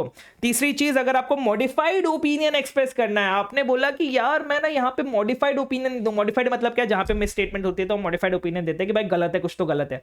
अब मैं ऑडिटर सोचा यार यहाँ पे अगर मैंने इसको बता दिया ना, ऐसे ऑडिटर्स रिपोर्ट में लिख दिया कि यहाँ पे कुछ तो गलत है, कुछ तो गलत है, मॉडिफाइड ओपिनियन दे दिया, तो एंटिटी वाले मुझ पे चढ़ जाएंगे, मेरी फीस नहीं देंगे, मुझे अगली बार से निकाल देंगे, तो मैं मॉडिफाइड ओपिनियन नहीं देता, लेकिन मैं ये वाले मैटर को ना कैम में कम्युनिकेट कर देता हूँ कि भाई देखो भाई मैंने तो बताया था, लेकिन हाँ मेरे ओपिनियन मॉडिफाइड नहीं है। तो आप ऐसा भी नहीं कर सकते। अगर आपको मॉडिफाई करने की जरूरत है अपने ओपिनियन को, तो आप मॉडिफाई कीजिए, आप उसकी जगह कैम में रिपोर्ट नहीं कर सकते हैं। KAM is not your substitute. And चौथी चीज कि कैम आपका कोई सेपरेट ओपिनियन भी नहीं है उस मैटर के लिए। मतलब basically KAM is not your separate opinion. जो आपका ओपिनियन था वो आपने ऑलरेडी दे दिया, जो भी आपने ओपिनियन दिया मॉडिफाइड, लेकिन कैम आपका सेपरेट ओपिनियन नहीं है। ठीक है, ये चार चीज आपको ध्यान रखनी है जब आपका कैम, मतलब बेसिकली कैम आपका क्या नहीं है। अब कैम कैसे हम कम्युनिकेट करेंगे, उसकी लैंग्वेज क्या होगी आपके कैम की। तो क्या लैंग्वेज में आपकी दो चीजें आएंगी। ये आपका क्वेश्चन जो है ये आपका सीए फाइनल लेवल पे आ चुका है नवंबर 24 में ही।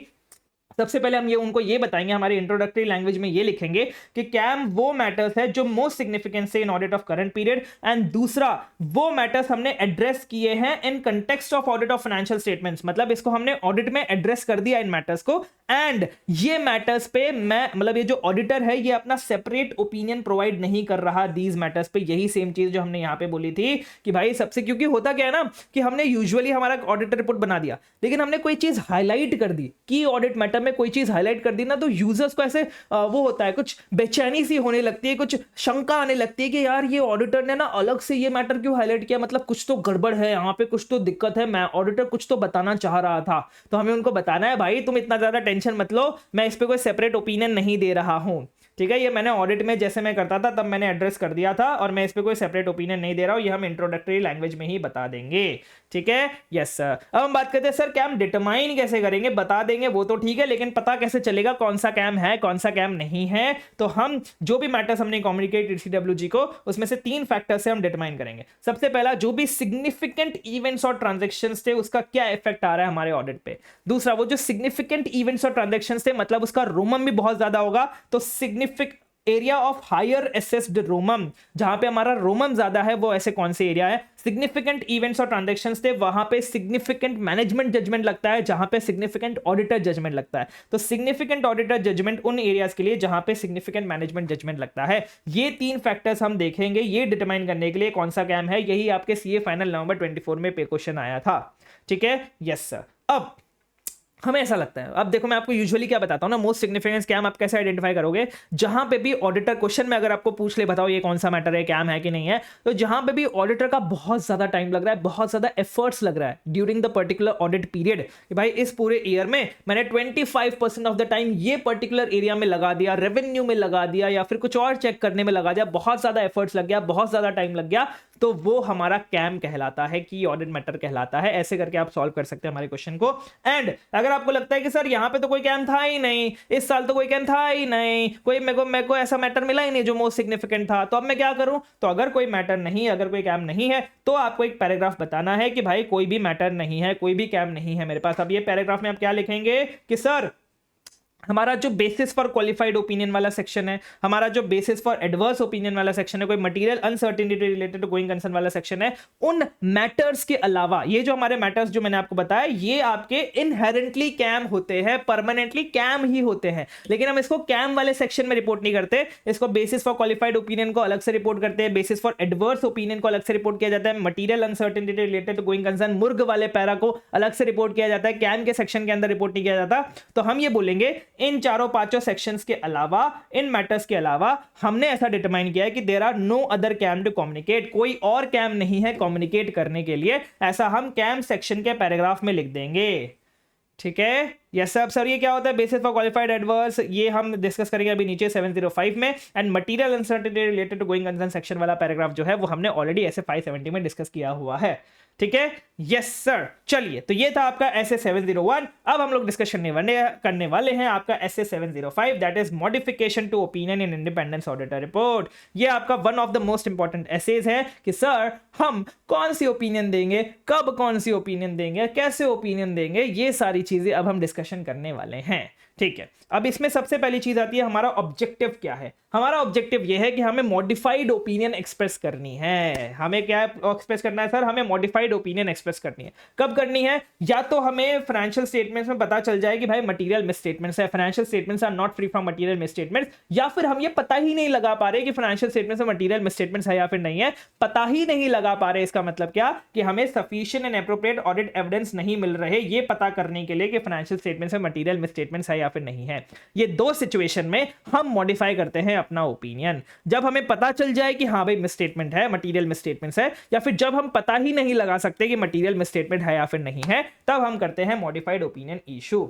अब सर हम कौन सा ओपिनियन देंगे, हम क्वालिफाइड देंगे, एडवर्स देंगे, डिस्क्लेमर देंगे, ये कौन सा ओपिनियन देंगे, ये कैसे कौन से मैटर्स पे डिपेंड करता है। सबसे पहला है आपका कौन सा मैटर जो राइज टू मॉडिफाई, मतलब कौन सा मैटर है जिसकी वजह से हम मॉडिफिकेशन दे रहे हैं। कौन सा मैटर मतलब क्या फाइनेंशियल स्टेट, क्या हमें ऐसा पता चल गया कि फाइनेंशियल स्टेटमेंट मटेरियल मिसस्टेटमेंट है, या फिर हमें ऐसा पता नहीं लग पा रहा कि फाइनेंशियल स्टेटमेंट में मटेरियल मिसस्टेटमेंट है या फिर नहीं है। सिंपली ये चीज है कि क्या आपको sufficient and appropriate audit evidence मिल गया कि फाइनेंशियल स्टेटमेंट मटेरियल मिसस्टेटमेंट है, या फिर आपको sufficient and appropriate audit evidence नहीं मिल रहा है। ये पहली चीज होगी, ये पहला कैटेगरी है। दूसरा है परवेसिवनेस।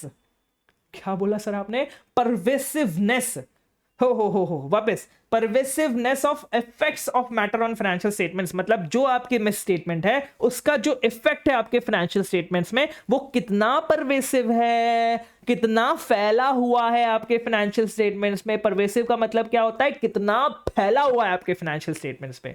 सर इसका मतलब तो बता दीजिए, फैला तो बता दिया, इसका डेफिनेशन भी बता दीजिए। तो परवेसिव का मतलब क्या होता है, वो इफेक्ट्स ऑन फाइनेंशियल स्टेटमेंट्स या फिर वो possible effects on financial statements miss statement के जो अनडिटेक्टेड हैं। क्यों, क्योंकि हमें sufficient and appropriate audit evidence नहीं मिल रहा है। मतलब बेसिकली हमारे एक तो हो गया कि तुमको भाई पता चल गया कि फाइनेंशियल स्टेटमेंट में मिस स्टेटमेंट है, तो उसका क्या इफेक्ट है। दूसरा, तुम्हें पता ही नहीं लग पा रहा कि भाई फाइनेंशियल स्टेटमेंट से मटेरियल मिस स्टेटमेंट उसका क्या इफेक्ट है, क्योंकि तुम्हारे पास sufficient and appropriate audit evidence नहीं है। अब कौन से इफेक्ट को हम परवेसिव बोलेंगे, कब हम बोलेंगे कि भाई इस मिस स्टेटमेंट का ना परवेसिव इफेक्ट है हमारे फाइनेंशियल स्टेटमेंट्स में। नहीं, इस मिस स्टेटमेंट्स का परवेसिव इफेक्ट्स नहीं है हमारे फाइनेंशियल स्टेटमेंट्स में। ऐसा हम कब बोलेंगे सर, ये तीन चीजें हम चेक करेंगे। सबसे पहली चीज, it is not confined to specific account of financial statements. वो जो मिस स्टेटमेंट है वो एक पर्टिकुलर अकाउंट तक लिमिटेड नहीं है, कन्फाइंड नहीं है। मतलब आपकी जो मिस स्टेटमेंट है वो रेवेन्यू पे भी है, ट्रेड रिसीवेबल्स पे भी है, इन्वेंट्री पे भी है, तो हम बोलेंगे ये परवेसिव मिस स्टेटमेंट है। या फिर दूसरा, भाई आपकी वो कन्फाइंड तो है, स्पेसिफिक अकाउंट तक कन्फाइंड है, लेकिन वो रिप्रेजेंट करती है substantial proportion of financial assets. मतलब आपके फाइनेंशियल स्टेटमेंट्स, मतलब आपकी जो मिस स्टेटमेंट है वो ट्रेड रिसीवेबल तक ही कन्फाइंड है। मतलब आपकी मिस स्टेटमेंट सिर्फ ट्रेड रिसीवेबल में ही है और कहीं भी आपकी मिस स्टेटमेंट नहीं है। लेकिन वो जो ट्रेड रिसीवेबल है ना वो 60% ऑफ टोटल एसेट्स है। मतलब ट्रेड रिसीवेबल्स खुद में ही इतना बड़ा है। ठीक है, मतलब वो सब्सटैंशियल पोर्शन रिप्रेजेंट करता है फाइनेंशियल स्टेटमेंट्स का। सर सब्सटैंशियल पोर्शन क्या होता है, नहीं पता, किसी को नहीं पता, नहीं बताया किसी ने। बस आपको मोटा मोटा अनुमान लगाना है कि हाँ भाई ये सब्सटैंशियल पोर्शन है या फिर नहीं है। तो ट्रेड रिसीवेबल 60% है टोटल एसेट्स के, सब्सटैंशियल पोर्शन है, बड़ा पोर्शन है, इसलिए इसको हम परवेसिव मिसस्टेटमेंट बोलेंगे। या फिर अगर वो मिसस्टेटमेंट डिस्क्लोजर्स के लिए है कि भाई डिस्क्लोजर्स में कुछ मिसस्टेटमेंट है, और अगर वो डिस्क्लोजर्स फंडामेंटल है to users understanding of financial statements. Fundamental क्या, बहुत जरूरी है, वो डिस्क्लोजर्स बहुत जरूरी है ताकि यूजर्स फाइनेंशियल स्टेटमेंट्स को समझ पाए, तो फिर आपका वो मिस स्टेटमेंट जो है वो परवेसिव माना जाएगा। एग्जांपल के तौर पे डिस्क्लोजर की बात हो रही है मुर्ग पैरा की, कि अगर मुर्ग पैरा में कोई भी मिस स्टेटमेंट है तो उसको हम परवेसिव मानेंगे। ठीक है, एग्जांपल के तौर पे मैंने आपको बताया है, वो डिपेंड करता है फैक्ट्स पे भी, सर्कमस्टेंसेस पे भी। ठीक है, तो इस हिसाब से हम देखेंगे कि ये जो मिस स्टेटमेंट है ये परवेसिव कितनी है, इसकी परवेसिवनेस क्या है। अब जैसे अब यहां पे मैंने पूरा टेबल बना दिया, यहां पे आ गया nature of matter giving rise to modification. कौन सा मैटर है जिसकी वजह से मॉडिफिकेशन आ रही है, क्या फाइनेंशियल स्टेटमेंट्स मटेरियली मिसस्टेटेड है या फिर हमारे पास sufficient and appropriate audit evidence नहीं है। दूसरा, हमारा जजमेंट क्या है about pervasiveness of effects on financial statements, का क्या इफेक्ट आ रहा है, उसका परवेसिवनेस कितनी है, उसमें हमारा जजमेंट क्या है। हमें क्या लगता है, सबसे पहली चीज आप ये ध्यान दीजिए, हमें मिसस्टेटमेंट से फर्क नहीं पड़ता, हमें मटेरियल मिसस्टेटमेंट से फर्क पड़ता है। मतलब अगर मिसस्टेटमेंट्स है लेकिन वो मटेरियल नहीं है तो हम अपना ओपिनियन मॉडिफाई नहीं करेंगे, तो हम अपना ओपिनियन अनमॉडिफाइड रखेंगे, जो हमने ऐसे 700 में डिस्कस किया है। लेकिन अगर मिसस्टेटमेंट्स मटेरियल है तो ही हम अपना ओपिनियन मॉडिफाई करेंगे। तो यहां पे दोनों में मटेरियल आ रहा है, और दोनों में जो डिफरेंस है वो एक चीज का है कि यहां पे अगर मिसस्टेटमेंट्स नॉट परवेसिव हो तो क्या करेंगे, और अगर मिसस्टेटमेंट्स परवेसिव हो तो फिर क्या करेंगे। तो सिंपल सीधी सी बात ये ध्यान रख लेना कि भाई अगर मिसस्टेटमेंट्स मटेरियल है और परवेसिव नहीं है, मतलब इतनी बड़ी नहीं है, तो फिर मैं क्वालिफाइड ओपिनियन इशू करूंगा। लेकिन अगर मिसस्टेटमेंट्स मटेरियल भी है और परवेसिव भी है, फैली हुई भी है फाइनेंशियल स्टेटमेंट्स में, और अगर मुझे ऐसे sufficient and appropriate audit evidence मिल गया कि हाँ भाई फाइनेंशियल स्टेटमेंट्स में मटेरियल मिसस्टेटमेंट्स है, तो फिर मैं एडवर्स ओपिनियन इशू करूंगा।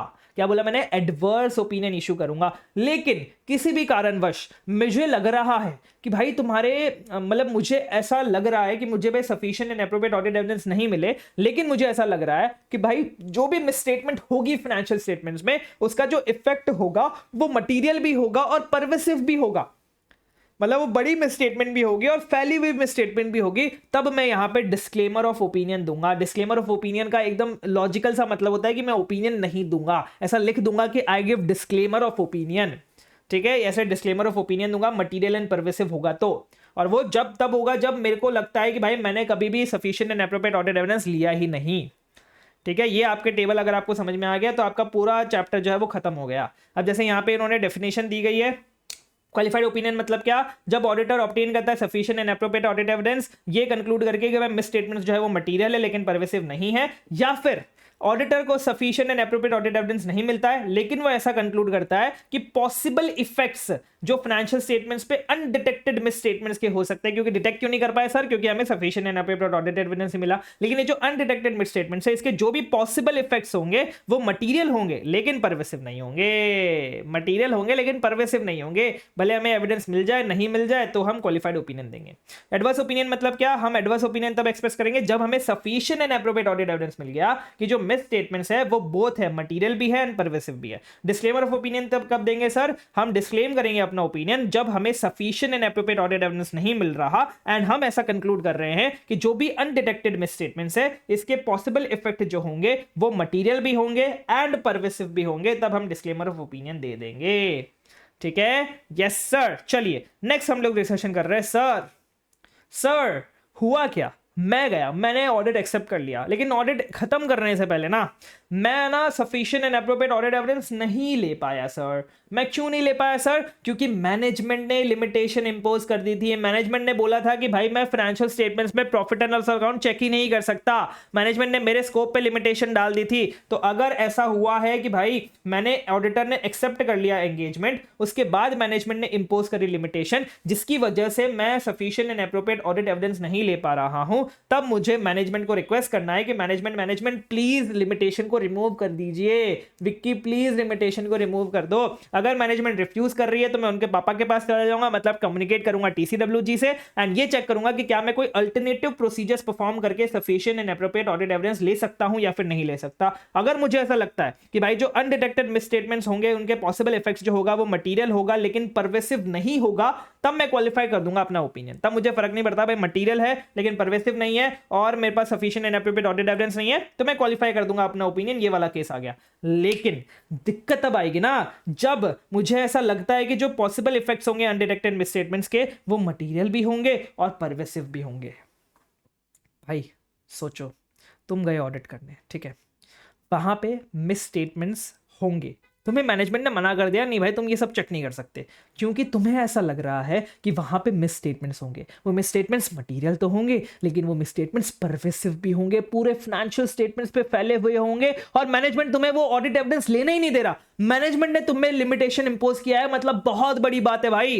तुमने अगर डिस्क्लेमर ऑफ ओपिनियन दे भी दिया ना, फिर भी किसी को मतलब वो जो ग्रेविटी होती है ना किसी भी सिचुएशन की, वो क्या बोलते हैं, वेट होता है किसी भी सिचुएशन का, वो जो वजन होता है, तुम्हारी बातों का इतना वजन रहेगा नहीं अगर तुमने सिर्फ डिस्क्लेमर ऑफ ओपिनियन दे दिया।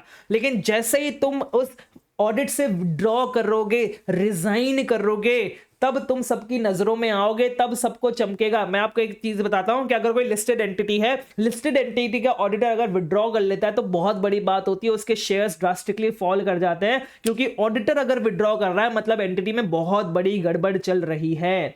तो ये यही बोल रहे हैं कि अगर इस सिचुएशन में मैनेजमेंट ने इंपोज करी लिमिटेशन, आप सफिशिएंट एप्रोप्रिएट ऑडिट एविडेंस नहीं ले सकते और आपके हिसाब से जो पॉसिबल इफेक्ट्स है अनडिटेक्टेड मिसस्टेटमेंट्स का वो मटेरियल भी होगा, परवेसिव भी होगा, तो आपको विड्रॉ कर लेना है, तुरंत के तुरंत विड्रॉ कर लीजिए अगर पॉसिबल है। ऑब्वियसली अगर पॉसिबल है अंडर लॉज एंड रेगुलेशन, अगर पॉसिबल नहीं होगा तो कैसे विड्रॉ करेंगे, लेकिन अगर पॉसिबल है तो आप विड्रॉ कर लीजिए, ये आपके लिए कंपलसरी है, आपको करना ही करना पड़ेगा अगर लॉ एंड रेगुलेशन अलाउ करता है तो।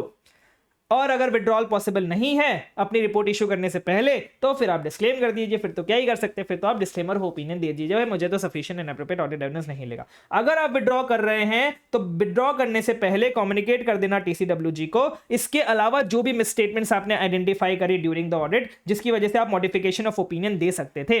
मतलब एक तो आपको सफिशिएंट एप्रोप्रिएट ऑडिट एविडेंस नहीं मिला, लेकिन कुछ और मिसस्टेटमेंट्स हो सकते हैं जो आपने आइडेंटिफाई कर ली, तो वो टीसीडब्ल्यूजी को बताते बताते चले जाना कि भाई देखो ये मिसस्टेटमेंट्स और मुझे मिली थी जिसकी वजह से मैं मॉडिफिकेशन ऑफ ओपिनियन दे सकता था।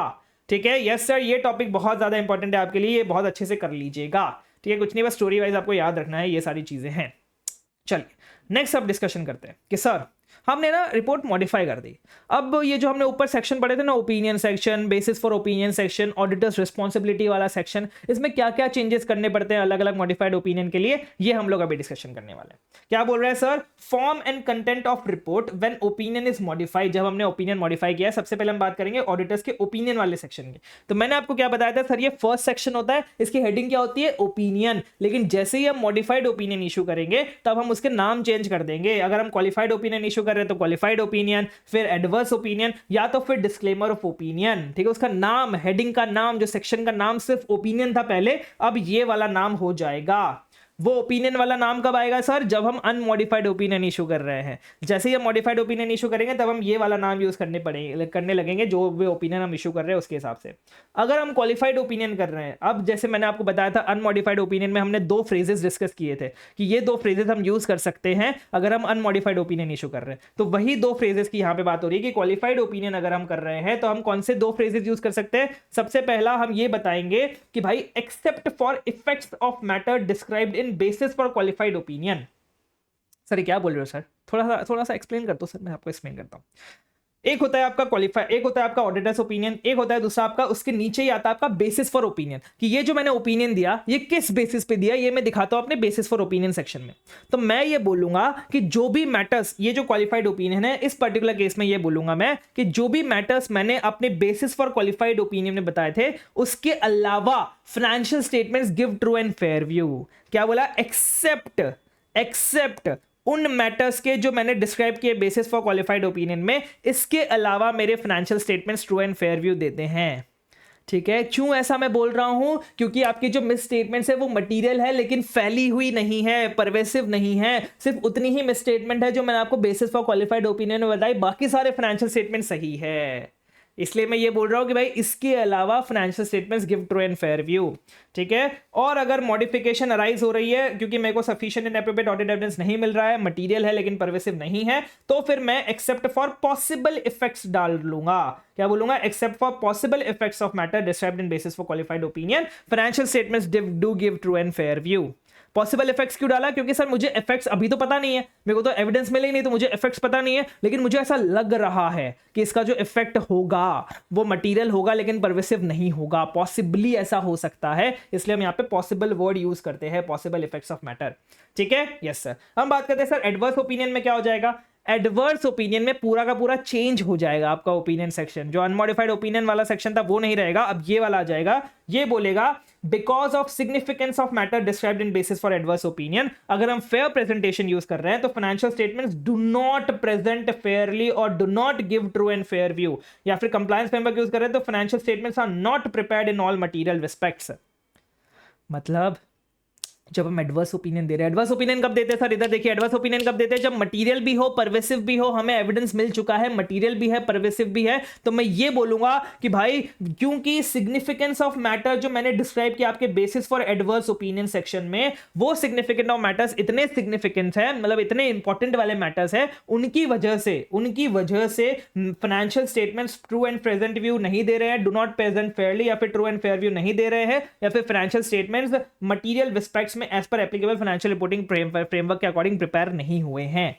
इन दोनों में से मैं कोई भी फ्रेमवर्क, मतलब जो भी फ्रेमवर्क यूज कर रहा हूं उसके हिसाब से मैं अपनी वर्डिंग यूज कर लूंगा, because of significance of matter described in basis for adverse opinion section.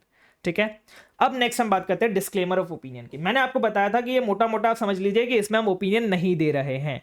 तो सर अगर हम डिस्क्लेमर ऑफ ओपिनियन दे रहे हैं तो हम अपने ओपिनियन सेक्शन में क्या लिखेंगे? सबसे पहले कि भाई हम कोई भी ओपिनियन एक्सप्रेस नहीं कर रहे हैं, दूसरा मुझे कोई भी sufficient and appropriate audit evidence नहीं मिले थे, एंड तीसरा जब हम लिखते हैं ना ओपिनियन सेक्शन में कि भाई financial statements have been audited, एक सेकंड में आपको दिखाई देता हूं ना, ये रहा, state that the financial statements have been audited, तो मैं सिर्फ इसकी जगह पे मैं लिख दूंगा auditor was engaged to audit financial statements, कि भाई मुझे बुलाया गया था ऑडिट करने के लिए, मैंने किया नहीं है क्योंकि मुझे तो एविडेंस ही नहीं मिले, इसलिए मैं कोई ओपिनियन भी एक्सप्रेस नहीं कर रहा हूं। बेसिकली ये पूरे ओपिनियन सेक्शन की जगह आपको सिर्फ 3 चीजें लिखनी है जब आप डिस्क्लेमर ऑफ ओपिनियन वाला सेक्शन, मतलब डिस्क्लेमर ऑफ ओपिनियन करते हैं कि भाई मैं ओपिनियन एक्सप्रेस नहीं कर रहा क्योंकि मुझे sufficient and appropriate audit evidence नहीं मिले थे, इसलिए मैं ऑडिट भी नहीं कर पाया हूं। Auditor was just engaged to audit financial statements, auditor has not audited financial statements. ठीक है, यस सर। चलिए, ये हो गया बात हमारे ओपिनियन सेक्शन की। अब हम बात करते हैं बेसिस फॉर ओपिनियन सेक्शन की। जब मॉडिफाई कर रहे हैं ओपिनियन सेक्शन को तो हम क्या करेंगे? बेसिस फॉर ओपिनियन की जगह क्या लिखेंगे? Basis for qualified opinion, basis for disclaimer of adverse opinion and bases for disclaimer of opinion. इसमें हम क्या इंक्लूड करेंगे सर? जो मैटर आपके मॉडिफिकेशन को राइज दे रहा है, जिसकी वजह से आप मॉडिफाई कर रहे हैं, उसका डिस्क्रिप्शन इंक्लूड कर देंगे, एंड दूसरा उसका क्वांटिफिकेशन दे देंगे भाई कि ये जो मॉडिफिकेशन है इसके फाइनेंशियल इफेक्ट क्या आ रहा है, इस मिसस्टेटमेंट का क्या फाइनेंशियल इफेक्ट है, कितना अमाउंट में हमारा मिसस्टेटमेंट है, उसका क्वांटिफिकेशन दे देंगे। अगर ये क्वांटिफिकेशन करना पॉसिबल नहीं हो तो हम उसको बता देंगे, ऐसा स्टेट कर देंगे, लिख देंगे वहां पे कि क्वांटिफिकेशन इज नॉट प्रैक्टिकेबल। ठीक है, यस। अब दिक्कत तब आती है जब आपका डिस्क्लोजर्स में कोई भी मटेरियल मिसस्टेटमेंट हो। अगर आपके डिस्क्लोजर्स में मटेरियल मिसस्टेटमेंट है तब मुझे ये एक्सप्लेन करना है कि कैसे डिस्क्लोजर्स मिसस्टेटेड हैं। अपने बेसिस फॉर क्वालिफाइड ओपिनियन, जो भी हमारा बेसिस है ओपिनियन का, उसमें मुझे ये बताना पड़ेगा कि डिस्क्लोजर्स कैसे मिसस्टेटेड है। अगर जो हमारा मटेरियल मिसस्टेटमेंट है वो इसलिए है क्योंकि हमारे नॉन डिस्क्लोजर ऑफ इंफॉर्मेशन है जिसको डिस्क्लोज करने की जरूरत थी। एक तो हो सकता है कि भाई आपने डिस्क्लोजर दिया है लेकिन उसमें मटेरियल मिसस्टेटमेंट है, फिर तो मैं बताऊंगा भाई इस डिस्क्लोजर में मटेरियल मिसस्टेटमेंट कैसे है। लेकिन एक चीज ये हो सकती है भाई डिस्क्लोजर ही नहीं दिया, इसकी वजह से मटेरियल मिसस्टेटमेंट है। तो अगर डिस्क्लोजर ही नहीं दिया, इसकी वजह से मटेरियल मिसस्टेटमेंट है, तो सबसे पहले तो मैं ये नॉन डिस्क्लोजर टीसीडब्ल्यूजी के साथ डिस्कस करूंगा कि देखो भाई यहाँ पे डिस्क्लोज करना चाहिए था लेकिन उन्होंने डिस्क्लोज नहीं किया, मैनेजमेंट ने डिस्क्लोज नहीं किया, तो आप प्लीज बताइए मुझे क्या करना चाहिए, आप डिस्क्लोज कर दीजिए। टीसीडब्ल्यूजी नहीं मान रहा है तो फिर मैं अपने बेसिस फॉर ओपिनियन सेक्शन में बताऊंगा क्या नेचर था ओमिटेड इन्फॉर्मेशन का, मतलब क्या कौन सी चीज उन्होंने डिस्क्लोज नहीं करी, क्या कोई कैम वाली चीज थी, क्या गोइंग कंसर्न वाली चीज थी, क्या कोई इवेंट वाली चीज थी, तो मैं उनको बताऊंगा पहले कि कौन सी चीज उन्होंने डिस्क्लोज नहीं करी। एंड तीसरी चीज ये बोल रहा है कि आप अगर चाहो तो आप ओमिटेड डिस्क्लोजर को खुद के ऑडिट रिपोर्ट में डाल सकते हो। बहुत बड़ी चीज है, मैं आपको बता देता हूं कि फाइनेंशियल स्टेटमेंट्स में कोई डिस्क्लोजर आना था, वो डिस्क्लोजर मैनेजमेंट ने फाइनेंशियल स्टेटमेंट्स में नहीं डाला है, तो आप चाहो एज एन ऑडिटर्स रिपोर्ट, आप चाहो एज एन ऑडिटर तो अपनी रिपोर्ट में वो डिस्क्लोजर डाल सकते हो, प्रोवाइडेड ये प्रैक्टिकेबल हो एंड प्रोवाइडेड आपके पास sufficient and appropriate audit evidence हो। ऐसा ना हो कि भाई आपने चौड़ में कोई गलत डिस्क्लोजर डाल दिया अपनी ऑडिट रिपोर्ट में, ऐसा मत करना। आपको पता होना चाहिए, आपके पास sufficient and appropriate audit evidence होना चाहिए। एंड तीसरी चीज, not prohibited by law and regulation होना चाहिए। लॉ एंड रेगुलेशन आपको अलाउ करे ये करने के लिए। अगर लॉ एंड रेगुलेशन ने मना कर दिया नहीं आप डिस्क्लोजर इंक्लूड नहीं कर सकते, तो फिर आप नहीं कर सकते। ठीक है, समझे? ये बोल रहा है कि अगर नॉन डिस्क्लोजर ऑफ इन्फॉर्मेशन है, टीसीडब्ल्यूजी के पास चले जाओ, नेचर देखो क्या बताओ, उनका क्या नेचर था ऑमिटेड इन्फॉर्मेशन का। तीसरी चीज़, अगर आप चाहो तो अपनी ऑडिट रिपोर्ट में वो डिस्क्लोजर भी इंक्लूड कर सकते हो, लेकिन एक बात ध्यान रखना है, प्रैक्टिकेबल होना चाहिए, आपके पास sufficient and appropriate audit evidence होना चाहिए। एंड तीसरी चीज़, लॉ एंड रेगुलेशन आपको मना नहीं करना चाहिए इंक्लूड करने के लिए। ठीक है, यस सर। चलिए, अब हुआ क्या कि सर हमने जो मॉडिफिकेशन दिया ना, वो क्यों दिया? क्योंकि हमारे पास sufficient and appropriate audit evidence नहीं मिल रहा था। ठीक है, sufficient and appropriate audit evidence नहीं मिल रहा था, उसके आप रीजंस बता दीजिए अपनी रिपोर्ट में कि क्यों आपको sufficient and appropriate audit evidence नहीं मिल रहा था। अगर आप डिस्क्लेम कर रहे हैं अपना ओपिनियन, तो आपकी रिपोर्ट में 3 चीजें इंक्लूड नहीं होनी चाहिए। बेसिस फॉर ओपिनियन सेक्शन में 3 चीजें इंक्लूड नहीं होनी चाहिए। सबसे पहली चीज कि क्या sufficient and appropriate audit evidence मिला था, ये वाला स्टेटमेंट इंक्लूड नहीं होना चाहिए, क्योंकि ऑब्वियसली हम डिस्क्लेमर ऑफ ओपिनियन दे रहे हैं, मतलब हमें sufficient and appropriate audit evidence नहीं मिला था। दूसरी चीज, हमें रेफर नहीं करना, ऑडिटर की रिस्पांसिबिलिटी वाले सेक्शन को हमें रेफर नहीं करना। एंड तीसरी चीज, भले ही हमने एडवर्स या फिर डिस्क्लेमर ऑफ ओपिनियन दिया है, हमें डिस्क्राइब करना पड़ेगा वो अदर मैटर्स को जो मेरे को पता है, जिसकी वजह से मॉडिफिकेशन टू ओपिनियन की जरूरत पड़ सकती थी और उसका क्या इफेक्ट है। बेसिकली इसके अलावा और कौन से मैटर्स है जिनकी वजह से मुझे मॉडिफिकेशन ऑफ ओपिनियन करना पड़ता। ठीक है, ये 3 चीजें ध्यान रखना। एक चीज जो मैं आपको बता देता हूं, आपको थोड़ा ऊपर से रिलेट करवा देता हूं बेसिस फॉर ओपिनियन वाले सेक्शन से। कहां है सर? ये रहा हमारा बेसिस फॉर ओपिनियन। आपको ये वाली लाइन इंक्लूड नहीं करनी कि सफिशिएंट एप्रोप्रिएट ऑडिट एविडेंस मिला है, आपको ऑडिटर्स रिस्पांसिबिलिटी वाले सेक्शन को रेफर नहीं करना है। एंड तीसरी चीज, आपको वो मैटर्स के बारे में बताना है जिसकी वजह से भी आपको मॉडिफिकेशन करना पड़ सकता था, जो अदर मैटर्स होते हैं हमारे वो। ठीक है, यस सर। अब हम बात करते हैं, आपका तीसरा सेक्शन है, that is your auditors responsibility वाला सेक्शन। इसमें सिर्फ आपके एक केस की बात की गई कि अगर आपने अपना डिस्क्लेमर किया है ओपिनियन को, तब आपको क्या क्या चेंजेस करने पड़ते हैं, तब आपको क्या क्या डिस्क्रिप्शन डालना पड़ता है अपने ऑडिटर्स रिस्पांसिबिलिटी वाले सेक्शन में। इसमें आपको सिर्फ 3 चीजें डालनी है। जो हमने इतने बड़े बड़े पैराग्राफ पढ़े थे ना ऑडिटर्स रिस्पांसिबिलिटी सेक्शन में, कहां गए? ये रहे। ये इतने बड़े बड़े पैराग्राफ जो पढ़े थे हमने ऑडिटर्स रिस्पांसिबिलिटी वाले सेक्शन में, ये रिस्पांसिबिलिटी वाले सेक्शन में आपको पैराग्राफ इंक्लूड नहीं करने हैं। कौन से केस में? जब आप डिस्क्लेम कर रहे हैं अपना ओपिनियन, सिर्फ ये 3 पॉइंट आपको इंक्लूड करना है। सबसे पहला पॉइंट कि भाई हमारी रिस्पांसिबिलिटी थी ऑडिट को एज पर एसेस करने की। दूसरी, हमने कभी भी मतलब हमारी रिस्पांसिबिलिटी थी ऑडिट को एज पर एसेस करने थी, हमें sufficient and appropriate audit evidence नहीं मिला ये ओपिनियन बनाने के लिए। एंड तीसरी चीज, मैं इंडिपेंडेंट हूं और अदर एथिकल रिस्पांसिबिलिटीज को कंप्लाई करता हूं। ये 3 चीज हम लिख देंगे। हमारी रिस्पांसिबिलिटी थी, एविडेंस नहीं मिला, हम इंडिपेंडेंट हैं। ठीक है, यस सर। अब कम्युनिकेट करना पड़ता है टीसीडब्ल्यूजी को। क्या कम्युनिकेट करना पड़ता है? जब भी मुझे ऐसा लगता है, जब भी मैं एक्सपेक्ट करता हूं कि भाई मुझे अपना ओपिनियन मॉडिफाई करना पड़ेगा, तो फिर मुझे सबसे पहले टीसीडब्ल्यूजी को कम्युनिकेट करना है कि भाई क्या क्या सर्कमस्टेंसेस से, जिस सर्कमस्टेंसेस की वजह से मुझे लग रहा है कि मुझे मॉडिफाई करना पड़ेगा। एंड दूसरी चीज, क्या वर्डिंग होने वाली है मेरी मॉडिफिकेशन की, मैं कैसे उस मॉडिफिकेशन को कैसे लिखने वाला हूं, उस मॉडिफिकेशन को, ये मुझे पहले डिस्कस करना है, कम्युनिकेट करना पड़ेगा टीसीडब्ल्यूजी को। उसके बाद ही मैं अपनी ऑडिट रिपोर्ट में बता सकता हूं। मतलब टीसीडब्ल्यूजी को तो बता दो यार, एटलीस्ट ऐसे उनको सरप्राइज मत देना। आप कोई ऑडिट करने, ठीक है, आपने सब कुछ सही से कर लिया, सब कुछ एकदम बात एकदम अच्छे से चल रही है मैनेजमेंट टीसीडब्ल्यूजी के साथ, मैनेजमेंट टीसीडब्ल्यूजी खुश है, अरे वाह यार ये ऑडिटर तो बड़ा खुश है, ये तो हमें इस बार अनमॉडिफाइड ओपिनियन देके जाएगा। आपने रिपोर्ट थपा दी मॉडिफाइड ओपिनियन की, वो बेचारे कुछ एक्शन ले ही नहीं सके, वो बेचारे शॉक में आ गए, वो सदमे में आ गए कि ये क्या हो गया, मॉडिफाइड ओपिनियन क्यों दे दिया। इससे अच्छा पहले ही उनको जाके बता दो, देखो भाई ये रीजन है जिसकी वजह से मॉडिफाइड ओपिनियन दूंगा और ये वर्डिंग्स होंगी मेरे मॉडिफाइड ओपिनियन की। अगर तुम कुछ अभी भी तुम्हारे पास टाइम है, अगर तुम कुछ करेक्ट करवा सकते हो फाइनेंशियल स्टेटमेंट्स में तो करवा लो, नहीं तो मैं मॉडिफाइड ओपिनियन देके चला जाऊंगा। ठीक है, मॉडिफाइड ओपिनियन आता है ना ऑडिटर्स का, तो पूरी एंटिटी, पूरी इंडस्ट्री में उसका बहुत बदनामी होती है, पूरी उस कंपनी की। ठीक है, क्योंकि भाई ऑडिटर ने बता दिया कुछ गड़बड़ है, मतलब सच में कुछ गड़बड़ है एंटिटी के फाइनेंशियल स्टेटमेंट्स में। ठीक है, यस सर। ये था हमारा पूरा SA705। अब हम लोग डिस्कशन करते हैं आपके SA706 का, that is emphasis of matter paragraph and other matter paragraph. और इसी पूरे टॉपिक में, इसी पूरे वीडियो में हम पूरा अपना SA700 डिस्कस करके चलते हैं। चलिए, तो सबसे पहले हम बात करते हैं, थोड़ा सा पानी पी लेते हैं उससे पहले।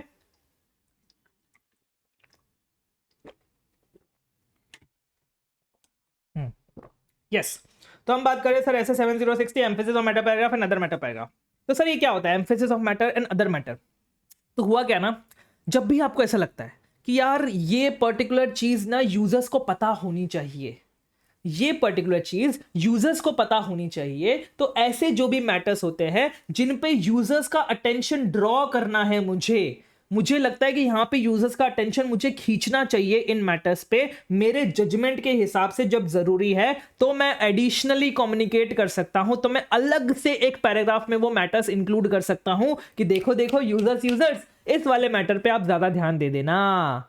ठीक है। अब वो मैटर्स है, वो दो मैटर्स हो सकते हैं। एक पहला मैटर वो हो सकता है जो अप्रोप्रिएटली डिस्क्लोज किया गया फाइनेंशियल स्टेटमेंट्स में, मतलब फाइनेंशियल स्टेटमेंट्स में अच्छी तरीके से डिस्क्लोज है, जो मेरे हिसाब से इतना इंपॉर्टेंट है कि वो फंडामेंटल है यूजर की अंडरस्टैंडिंग के लिए, कि यूजर की जो अंडरस्टैंडिंग है फाइनेंशियल स्टेटमेंट्स की, उसके लिए वो बहुत ज्यादा नेसेसरी है। ऐसा कोई मैटर है तो मैं उसको अलग से डिस्क्लोज कर सकता हूं। या फिर कोई और मैटर जो आपके फाइनेंशियल स्टेटमेंट्स में इंक्लूडेड नहीं है, फाइनेंशियल स्टेटमेंट्स में डिस्क्लोज नहीं है, लेकिन वो रेलेवेंट है यूजर की अंडरस्टैंडिंग के लिए, कि यूजर हमारा ऑडिट अच्छे से समझ पाए, यूजर हमारे रिपोर्ट को अच्छे से समझ पाए, इसलिए वो मैटर इंपॉर्टेंट है। उसको मैं अदर मैटर पैराग्राफ में इंक्लूड कर सकता हूं, मतलब सॉरी, उसको मैं अलग से इंक्लूड कर सकता हूं। तो ऐसे आपके दो टाइप ऑफ मैटर होते हैं, ठीक है। और आप मेरे बोलने से समझ गए होंगे कि वो मैटर्स, जो मैटर्स आपके फाइनेंशियल स्टेटमेंट्स में डिस्क्लोज्ड हैं, उनको अगर मैं अपने अलग से डिस्क्लोज करना चाह रहा हूं, उन पे अगर यूजर्स का अटेंशन ड्रॉ करना चाह रहा हूं, तो उसको हम बोलते हैं एम्फेसिस ऑफ मैटर पैराग्राफ। क्या बोलते हैं? Emphasis of matter paragraph. लेकिन अगर कोई और मैटर है जो हमारे फाइनेंशियल स्टेटमेंट्स में डिस्क्लोज नहीं है, जिसपे मैं यूजर्स का अटेंशन ड्रॉ करना चाह रहा हूं, तो उसको हम बोलते हैं sir other matter paragraph, OM para, that is your other matter paragraph. यही बेसिक डिफरेंस है आपका एम्फेसिस ऑफ मैटर पैराग्राफ में और अदर मैटर पैराग्राफ में।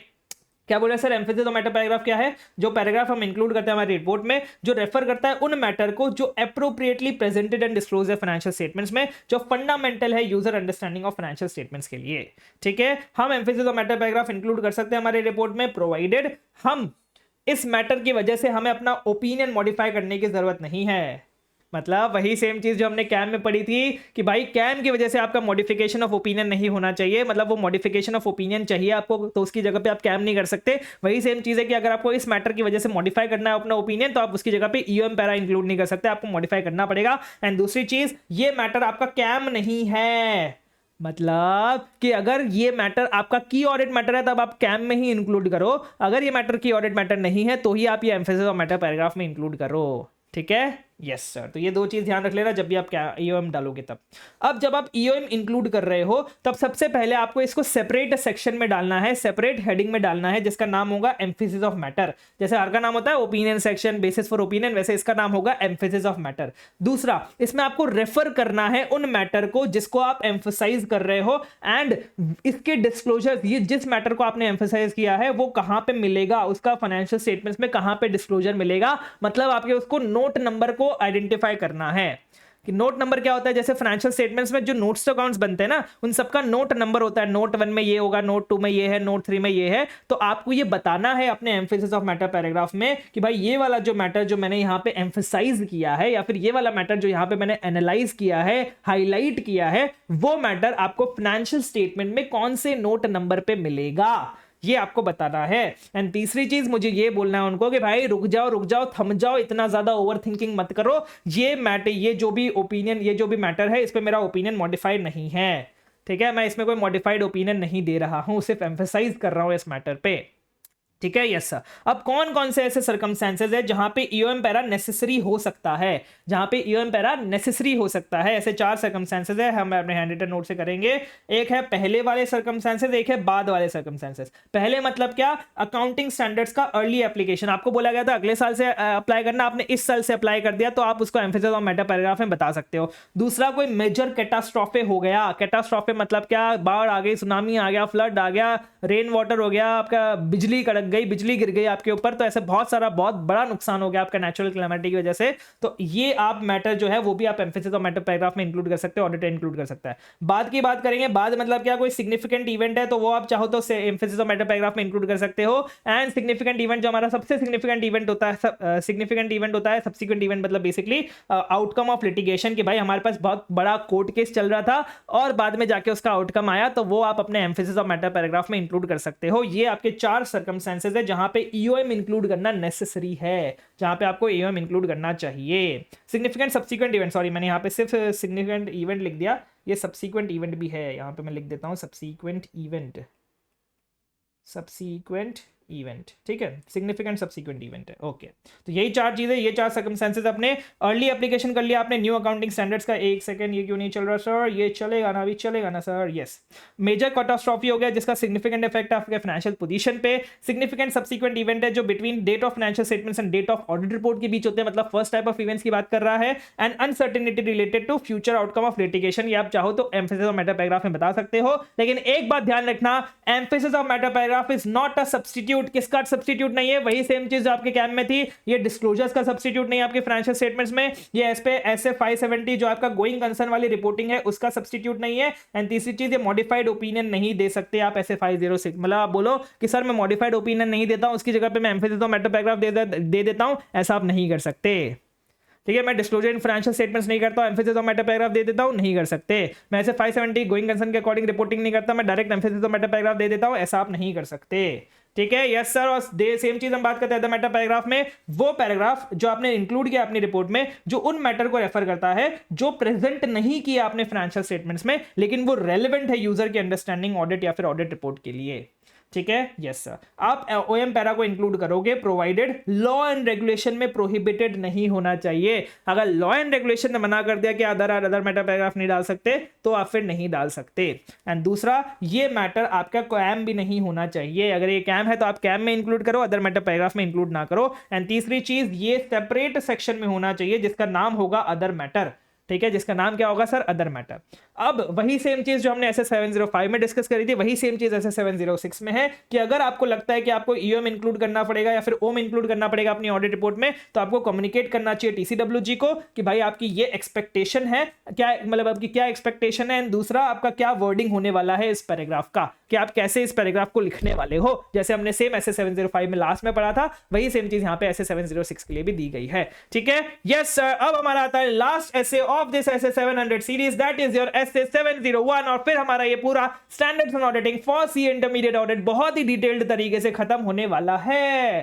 ठीक है, यस। और ये एक बात ध्यान दे दीजिए कि हमने पूरा स्टैंडर्ड्स ऑन ऑडिटिंग आपका खत्म किया है मात्र 55 पेजेस में हमारी कॉन्सेप्ट बुक से 100% relevant portion of CA intermediate audit. चलिए हम लोग डिस्कशन करते हैं थोड़ा बहुत। ये यहाँ पे तो थोड़ा ध्यान दे दीजिएगा, थोड़ा सा ये इशू आ रहा है, I am so sorry for it. मैं एक बार देख लूंगा ये, लेकिन ठीक है अभी वीडियो चला है तो अभी नहीं देख सकते। हाँ, तो ये हमारा जो SS 700 है, ये थोड़ा सा मिलता जुलता है आपके SS 510 से।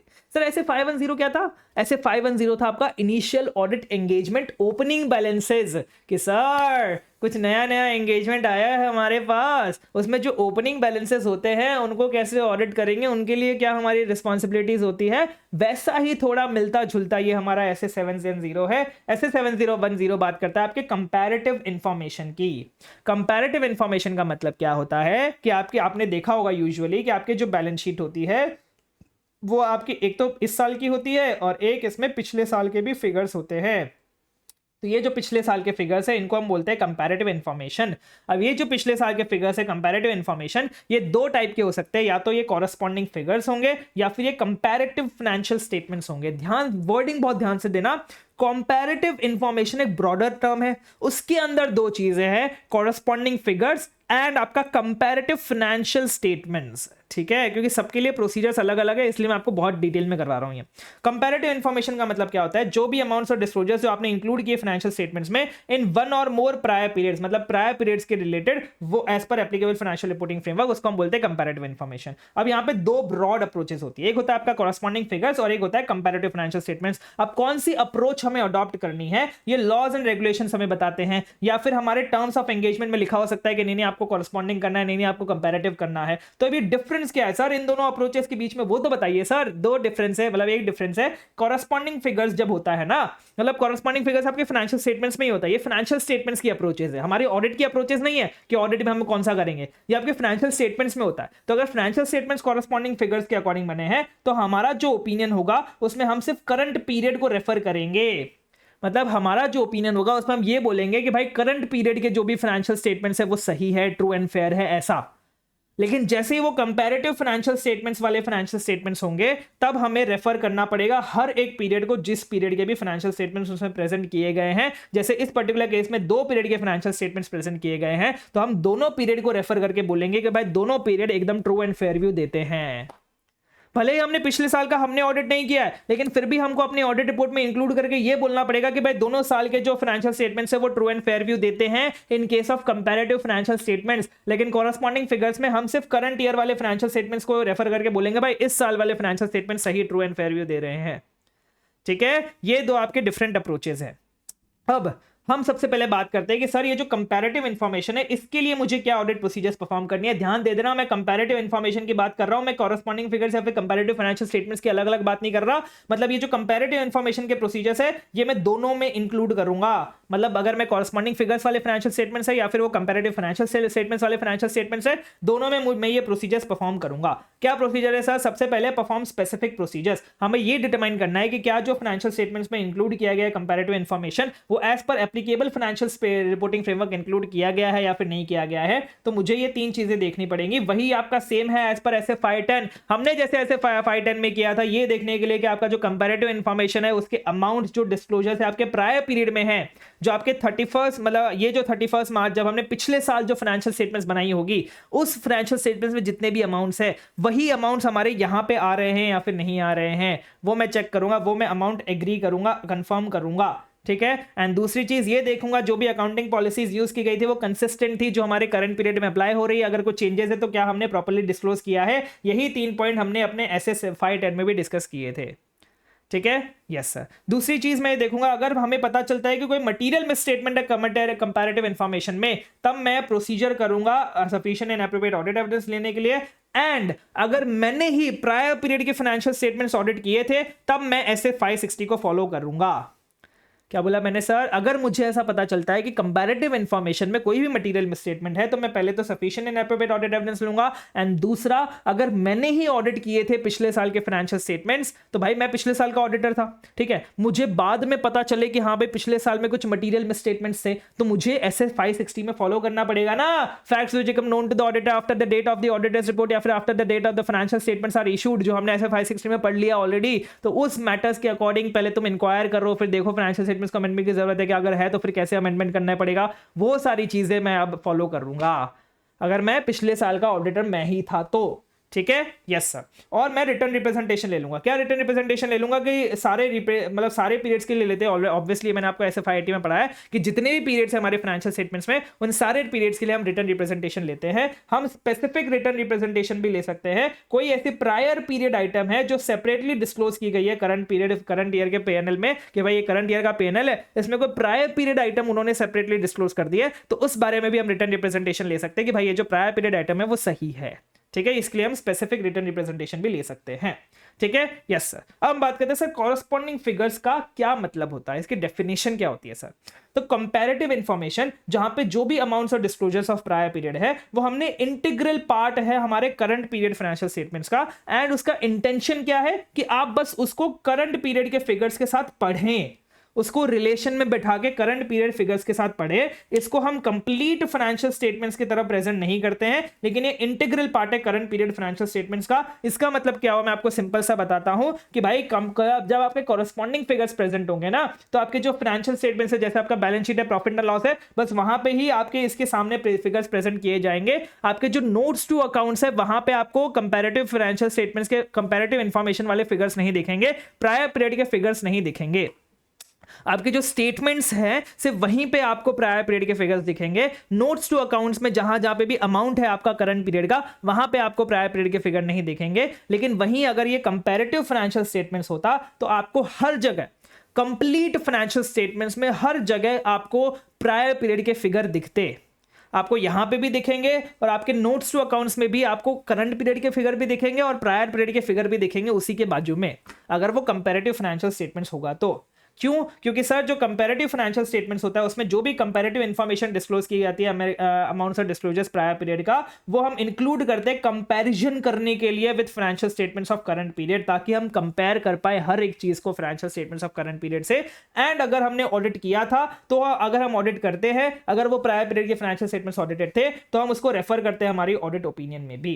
और जो हम लेवल ऑफ इंफॉर्मेशन जो यहाँ पे इंक्लूड करते हैं कंपैरेटिव फाइनेंशियल स्टेटमेंट्स में वो कंपेरेबल होता है उस फाइनेंशियल स्टेटमेंट्स, करंट पीरियड के फाइनेंशियल स्टेटमेंट से। मतलब जितना डिटेल्ड में हम इस साल के डिस्क्लोजर्स दे रहे हैं उतना ही डिटेल में हम पिछले साल के भी अमाउंट्स लिखते हैं वहां पे उसकी साइड में, ताकि हम दोनों को कंपेयर कर पाए। यही दो डिफरेंस है, यही मेन डिफरेंस है आपका corresponding figures and comparative financial statements में, कि कॉरेस्पॉन्डिंग फिगर्स हम सिर्फ रीड के लिए पढ़ते हैं, इंटीग्रल पार्ट होता है, ये प्रेजेंट नहीं होता है as a complete set of financial statements, लेकिन कंपैरेटिव फाइनेंशियल स्टेटमेंट्स आपके एकदम कंप्लीट फाइनेंशियल स्टेटमेंट्स होते हैं और लेवल ऑफ डिस्क्लोजर सेम होता है as per current period financial statements. I hope आपको ये बेसिक डिफरेंस क्लियर हो गया होगा। ठीक है, यस सर। चलिए नेक्स्ट हम लोग डिस्कशन करते हैं, अब हम बात करते हैं रिपोर्टिंग की, कि सर कॉरेस्पॉन्डिंग फिगर्स में हमें क्या रिपोर्ट करना है and sir comparative financial statements में क्या रिपोर्ट करना है। अब आपका एक डाउट आएगा, सर एक सेकंड, आपने क्या बोला था? आपने ये बोला था कि अगर कॉरेस्पॉन्डिंग फिगर्स हो तो फिर तो हमें सिर्फ करंट पीरियड पे ओपिनियन देना है ना,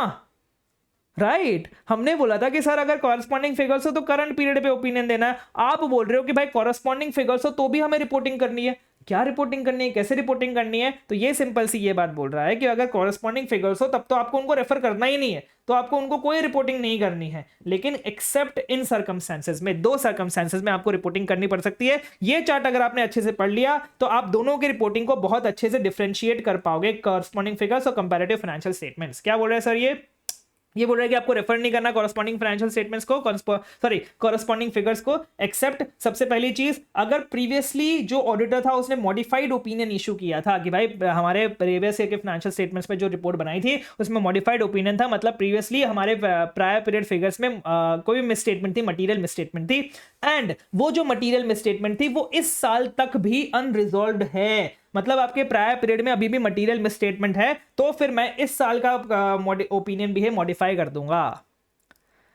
मतलब पिछले साल वाले ऑडिटर ने मॉडिफाइड ओपिनियन इशू करी थी, वो जिस मटेरियल मिसस्टेटमेंट के लिए मॉडिफाइड ओपिनियन इशू करी थी वो मटेरियल मिसस्टेटमेंट अभी भी एग्जिस्ट करता है आपके प्रायर पीरियड वाले फाइनेंशियल स्टेटमेंट्स में, तो मैं इस साल वाले फाइनेंशियल स्टेटमेंट्स के लिए भी मॉडिफाई कर दूंगा अपना ओपिनियन कि भाई कुछ तो गड़बड़ है, ये मैं बता दूंगा।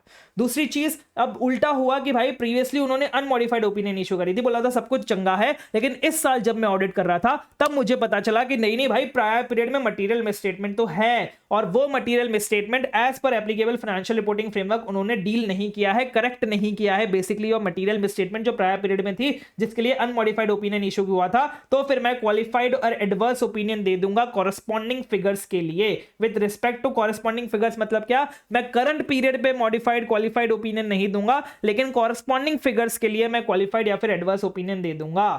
ठीक है, करंट पीरियड के फाइनेंशियल स्टेटमेंट्स में। सिंपल सी बात है, मैं आपको वापस से बता देता हूं यहां पे समझ के।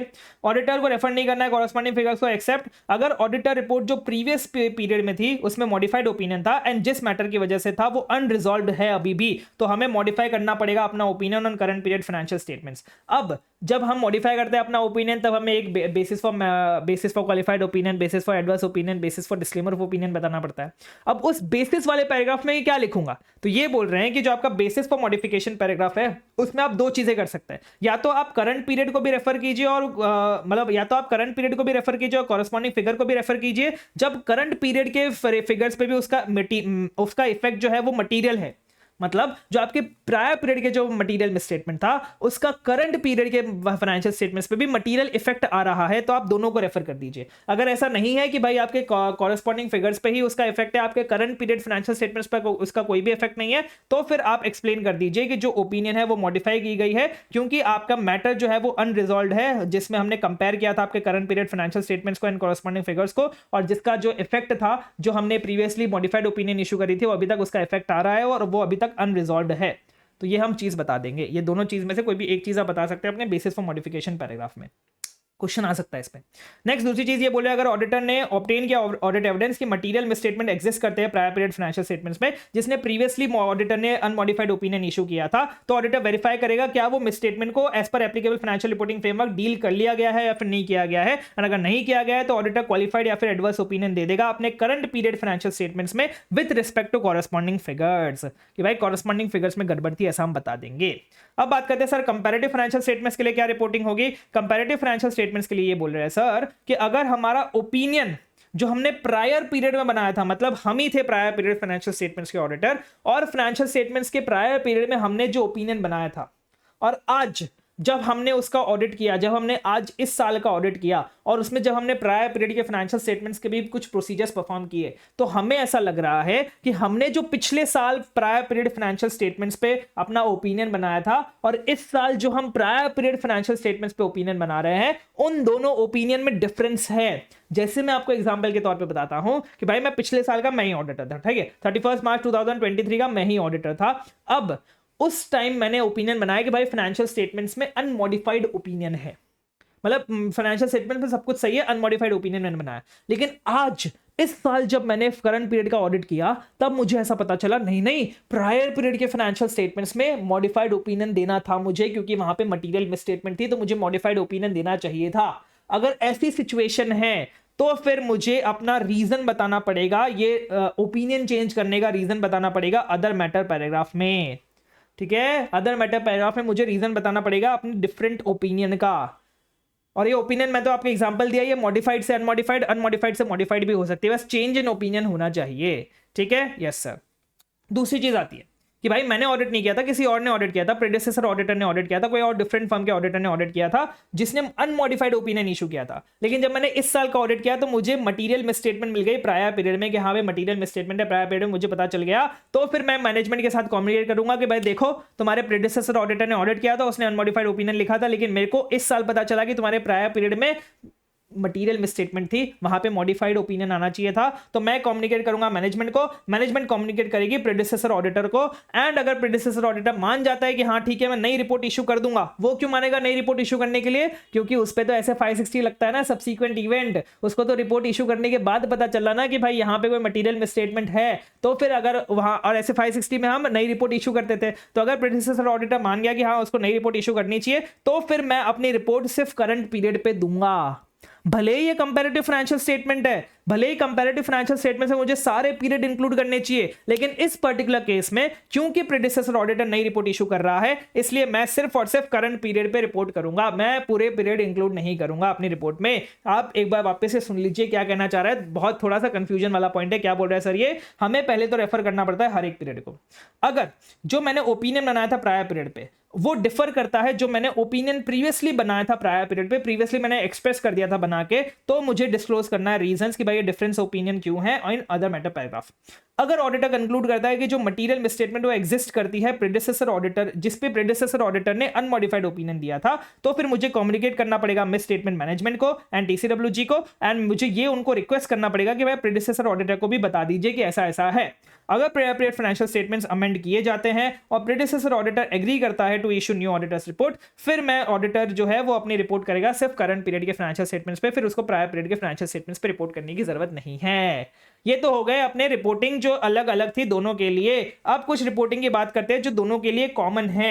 कॉमन क्या है सर, अगर आपके प्रायर पीरियड के फाइनेंशियल स्टेटमेंट्स किसी प्रेडिसेसर ऑडिटर ने ऑडिट किए थे, आपने खुद ने ऑडिट नहीं किए थे, तो आप तीन चीजें इंक्लूड कर सकते हो अपनी रिपोर्ट में। सबसे पहला कि भाई फाइनेंशियल स्टेटमेंट्स और प्रायर पीरियड जो थे वो प्रेडिसेसर ऑडिटर ने ऑडिट किए थे। दूसरा, उन्होंने कौन सा टाइप ऑफ ओपिनियन एक्सप्रेस किया था, एंड तीसरा, कब उन्होंने रिपोर्ट दी थी, प्रेडिसेसर ऑडिटर की डेट ऑफ रिपोर्ट क्या है। लेकिन एक बात ध्यान रखना, आप ये तीन चीजें तभी इंक्लूड कर सकते हो जब लॉ एंड रेगुलेशन आपको परमिट करता है, अलाउ करता है, तभी आप ये तीन चीजें इंक्लूड कर सकते हो, नहीं तो आप ये तीन चीजें इंक्लूड नहीं कर सकते हो।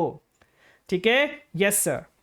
दूसरी चीज, अगर prior period financial statements audited नहीं थे, तब आपको अपने अदर मैटर पैराग्राफ में बताना पड़ेगा कि भाई कंपैरेटिव इंफॉर्मेशन जो है वो अनऑडिटेड है। लेकिन एक बात ध्यान रखना, ये जो आपने डिस्क्लोज कर दिया ना अदर मैटर पैराग्राफ में, इससे आपकी रिस्पॉन्सिबिलिटी कम नहीं हो जाएगी कि आपको sufficient and appropriate audit evidence तो लेना ही पड़ेगा कि ओपनिंग बैलेंस में कोई भी मटेरियल मिसस्टेटमेंट ना हो जो करंट पीरियड फाइनेंशियल स्टेटमेंट्स को अफेक्ट कर रहे हो। यही सेम चीज हमने ऐसे 510 में भी पढ़ी थी कि भाई भले ही आपके ओपनिंग बैलेंसेस ऑडिटेड नहीं है, आपने अपने अदर मैटर पैराग्राफ में बता दिया, लेकिन फिर भी आपको ये चेक करना पड़ेगा कि ओपनिंग बैलेंसेस में कोई भी मटेरियल मिसस्टेटमेंट ना हो। उसके लिए आपको sufficient and appropriate audit evidence तो लेना ही पड़ेगा। और ये था हमारा एसए 710 और ये था हमारा पूरा एसए 700 सीरीज। आई होप आपको बहुत अच्छे से क्लियर हो गया होगा सब कुछ। अगर पसंद आया तो प्लीज लाइक कर दीजिएगा। लाइक टारगेट हम रखते हैं 100 लाइक्स का। मुझे पूरी उम्मीद है आप ये लाइक टारगेट जरूर अचीव करा देंगे। अपने दोस्तों के साथ शेयर कर दीजिएगा, नीचे कमेंट में लिख दीजिएगा हम सीए बनेंगे, ताकि जो भी ये वीडियो देखे उसको मोटिवेशन आ जाए कि वो भी सीए बनेगा। इस बार ऑडिट में अभी हम बहुत जल्दी आपके लिए question bank, test series and exam oriented batch भी लॉन्च करने वाले हैं। उसके लिए बने रहिए हमारे साथ। इस बार ऑडिट में एग्जामिनेशन पार बस दुआ में याद रखना। Thank you, bye bye.